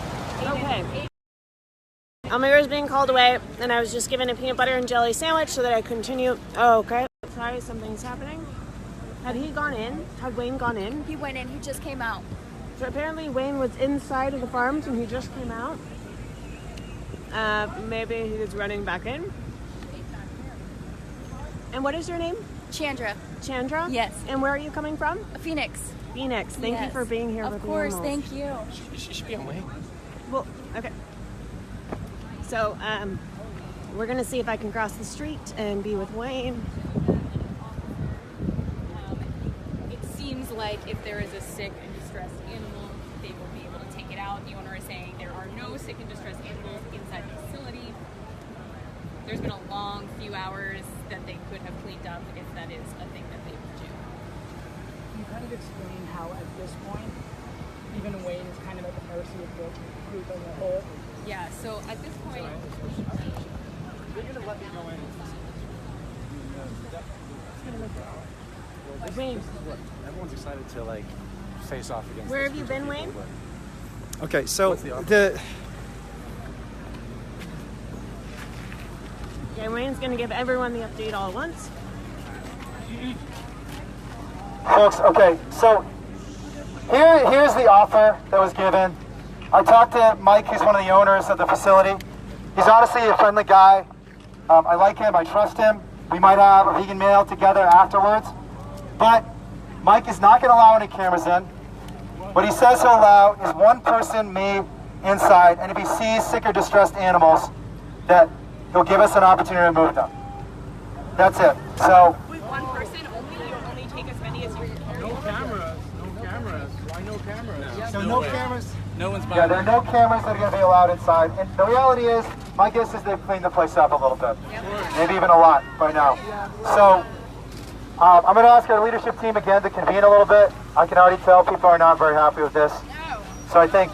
We support you, Wayne, whatever you do. They have one life, like all of us. Just being honest here, guys. I think everybody's going to go in.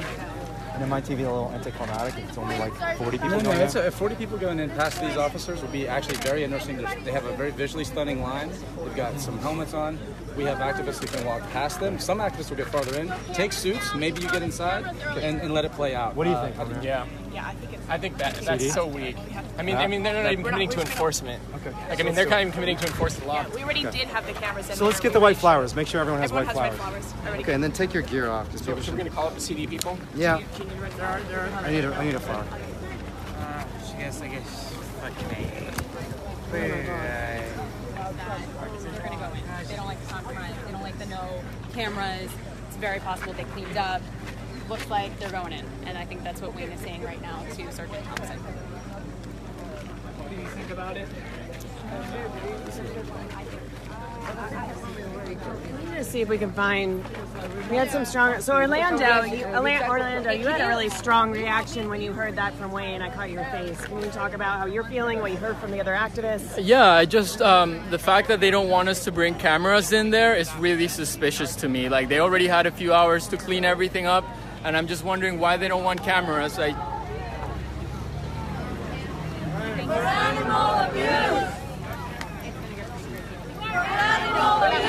No chanting, guys. No chanting.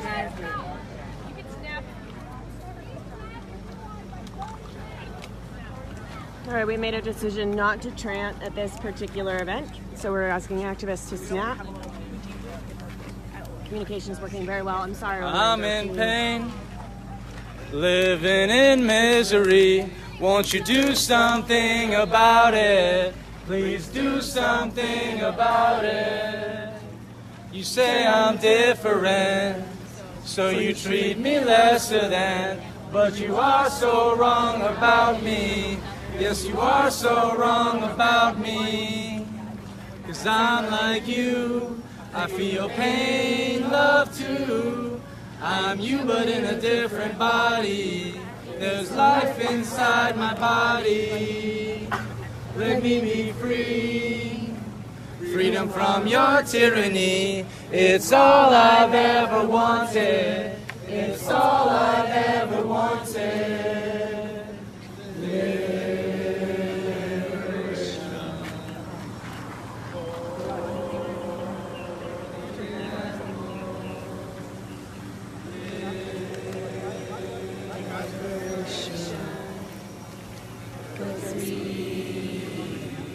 We're all animals.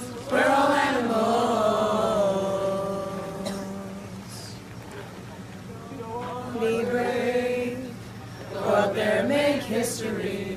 Bring justice to my life lost.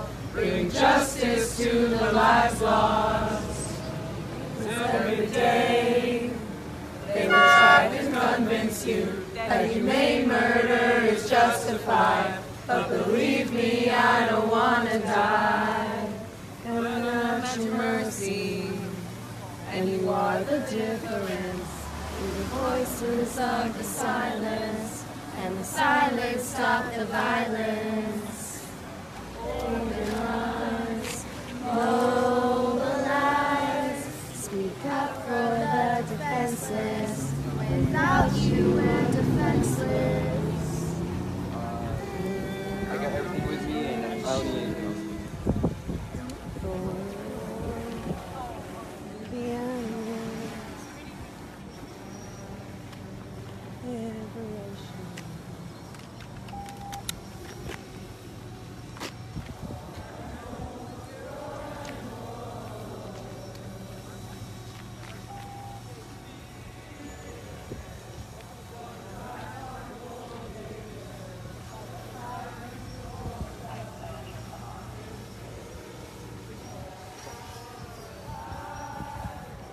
Here you go, folks. We are right at the front lines.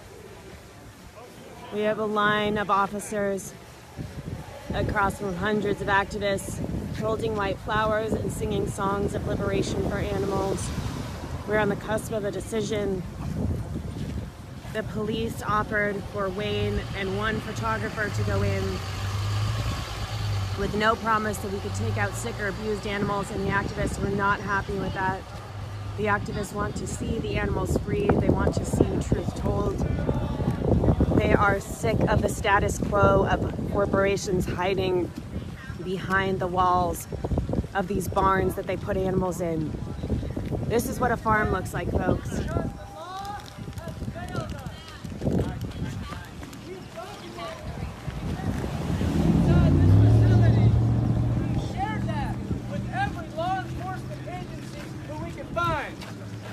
We got no answers.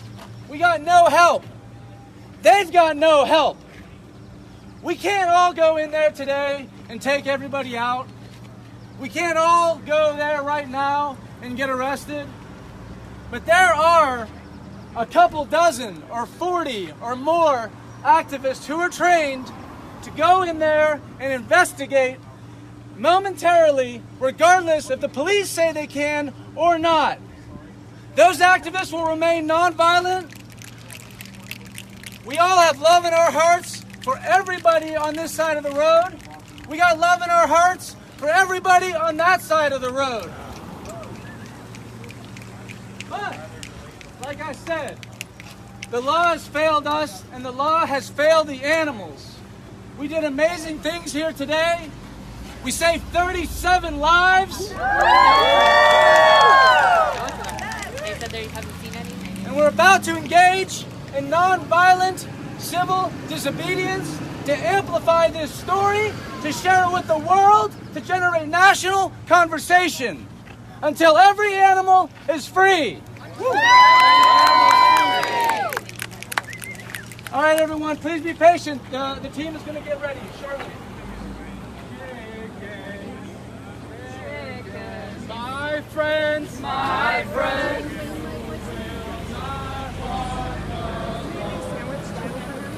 I don't know if there are any, but I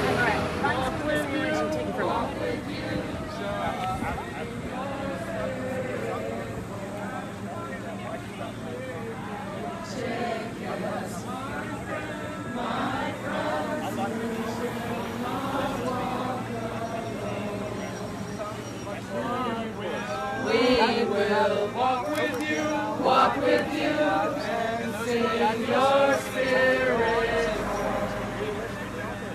Everybody knows it. Even if you're going to be arrested. So can we skip that and go look through some more? So here's what we'll do. We'll walk over. There's not going to be running. There's not going to be punching. Walk through the line. Officers can take people. And people will cooperate. They're not going to fight. They're not going to thrash. They're not going to. Okay. You asked me earlier what would help me in this situation. What would help you?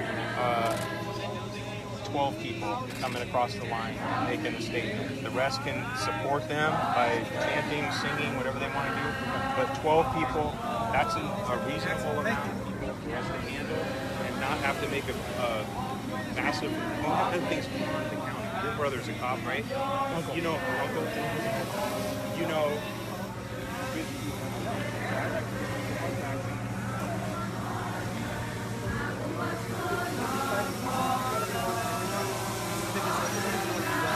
whatever, we're not going to fight you. I'm just asking you, you have to do something that just say, pick the lucky dozen, right? And send them across the street. I can't pick a dozen because there are 40 people plus. Why don't you pick a baker's dozen? 13. It's probably because they're 40. Okay, so ask me what would help me. Meet me halfway. Let me ask. Meet me halfway. Okay, Meet me halfway. Let me ask. Don't make it hard. Watch out. Wayne, don't make it hard. We've been working together. Why is it a concern to you? I mean, you could always just cite and release us. Well, you asked me. The district attorney was wanting to bring a case in. You asked me. I'm just telling you. That would make it easier. We could get this taken care of. He wants us to reduce the number of people. They won't do it. The 40 people are committed, and they're absolutely committed to nonviolence. And I appreciate that. Yeah. If we could reduce it to 20, it would help us out. We could get in here, look at this thing, get on with jump in. Dealing with 40 people any which way is harder to do. I appreciate that it's going to be calm, but I'm just asking. Just give me 20 people, boom, done, and we're out. And I'd say zero.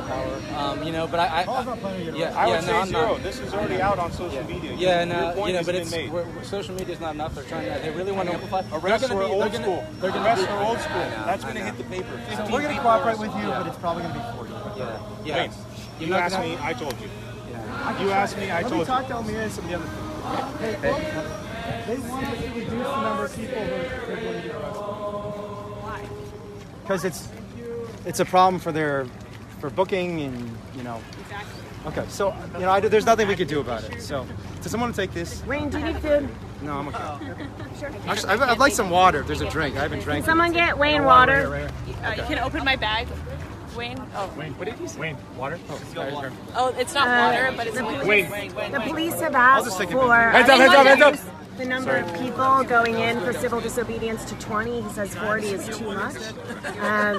One of the original asks was to just go with Wayne and one videographer. So we're continuing negotiations. This is subject to the activists Everyone who's not media, please stay behind the white approving. So you can see how much media that we have gathered covering animal rights. And the reason that there is so much media coverage here today is because there are so many activists here today. The media did not show up for Wayne, they did not show up for me, they did not show up for Priya, they showed up because there are hundreds of people here and hundreds of people, by this time thousands of people who have watched this live stream. That is the power that you have. And you have so much power if you come here with us in person. I have one of our organizers, Tanya, that I'm gonna, Tanya, would you like to speak with the live stream about what you've been going through today? And would you mind if we saw your eyes? You're very beautiful eyes. Yeah. Tanya's a very beautiful person, mostly on the outside, but extremely on the, mostly on the inside. I'm so sorry. No, I was gonna say, imagine how beautiful, you see how beautiful she is on the outside, she's even beautifuler. Okay, thank you so much, Julia. Sorry, you. Moving on, let's talk about what's happening here today. Yeah, so today we had activists go and take part of a mass open rescue, and we saved 37 lives. And while all that was happening, we had hundreds of activists. We're going gathering. Well, they're showing the they're showing the opposite. They said they weren't sick animals. Now, if you want to wait a second, if they're dead, I don't. They're I very can't deal dead. with them. Okay. Okay, so you'd prefer waves. Yes. You want to do waves? If they enter the property, which is. Okay, we'll do all 40, but we're not going to do it in an angry or aggressive fashion at all. The owner does not want anybody on their property, so I'm making that clear. Yes. If they come over, they will be arrested for trespassing. And the line of his property is basically where this roadway ends. Okay, I'm going to tell everyone we do this non-violently. No one's supposed to say a word towards any of the cops in an aggressive fashion, because it's not about the cops, this is about animal abuse, okay? 13 people. I'll try. All right, we're going back to the activists again.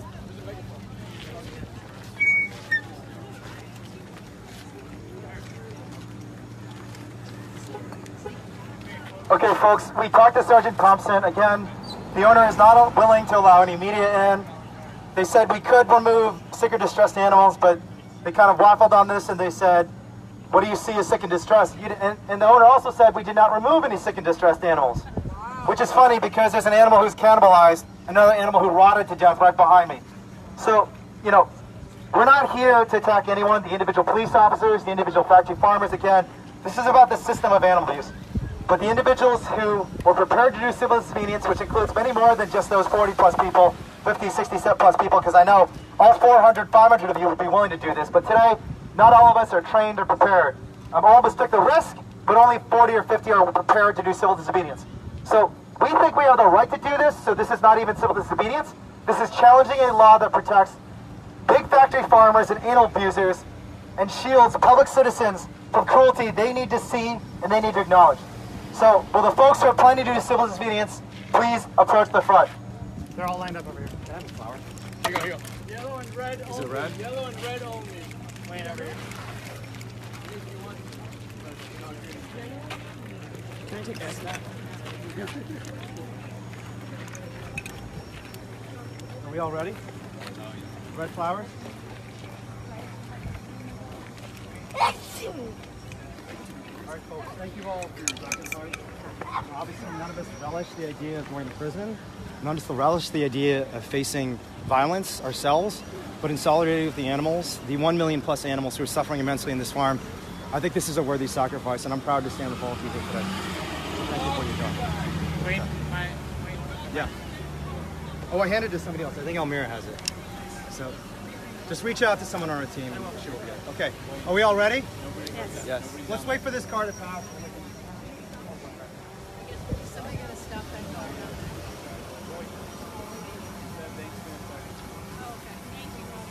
We are standing here with the activists who are prepared to be arrested in order to demand transparency into our food system, into the farms that exploit animals for food. My name is Sergeant James Percy. If you cross this deputy's line, you will be arrested for 602 of the Penal Code. My name is Sergeant James Percy with the Sonoma County Sheriff's Office. We do not want to injure anybody. This is private property. Please stop. You are now on private property, sir. Please stop. Sir, please stop. Thank you. Thank you. You guys will be arrested. Thank you. Thank you. You guys all stop. You are now under arrest. This does not have to escalate. This can stop here. Hold the line. Stop. Just stop. Thank you.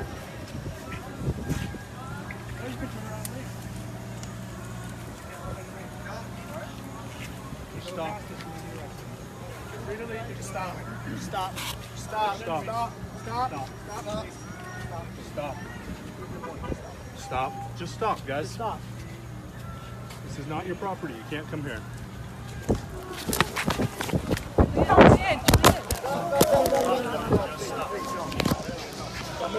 Needs to be.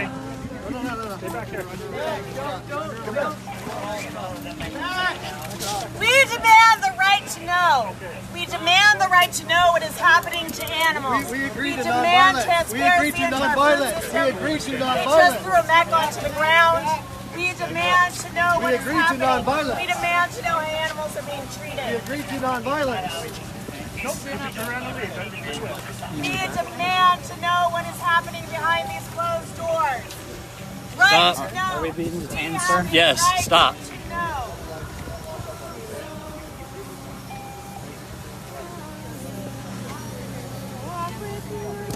You must be first. We agree to nonviolence, folks. If you want to get arrested, we will arrest you. We will accomplish your goal. Get back. Get back.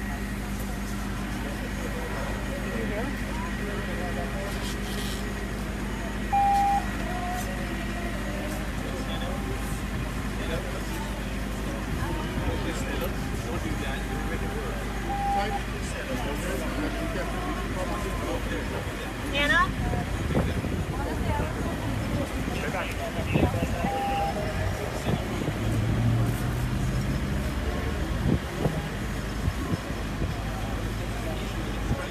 Say here, Paris.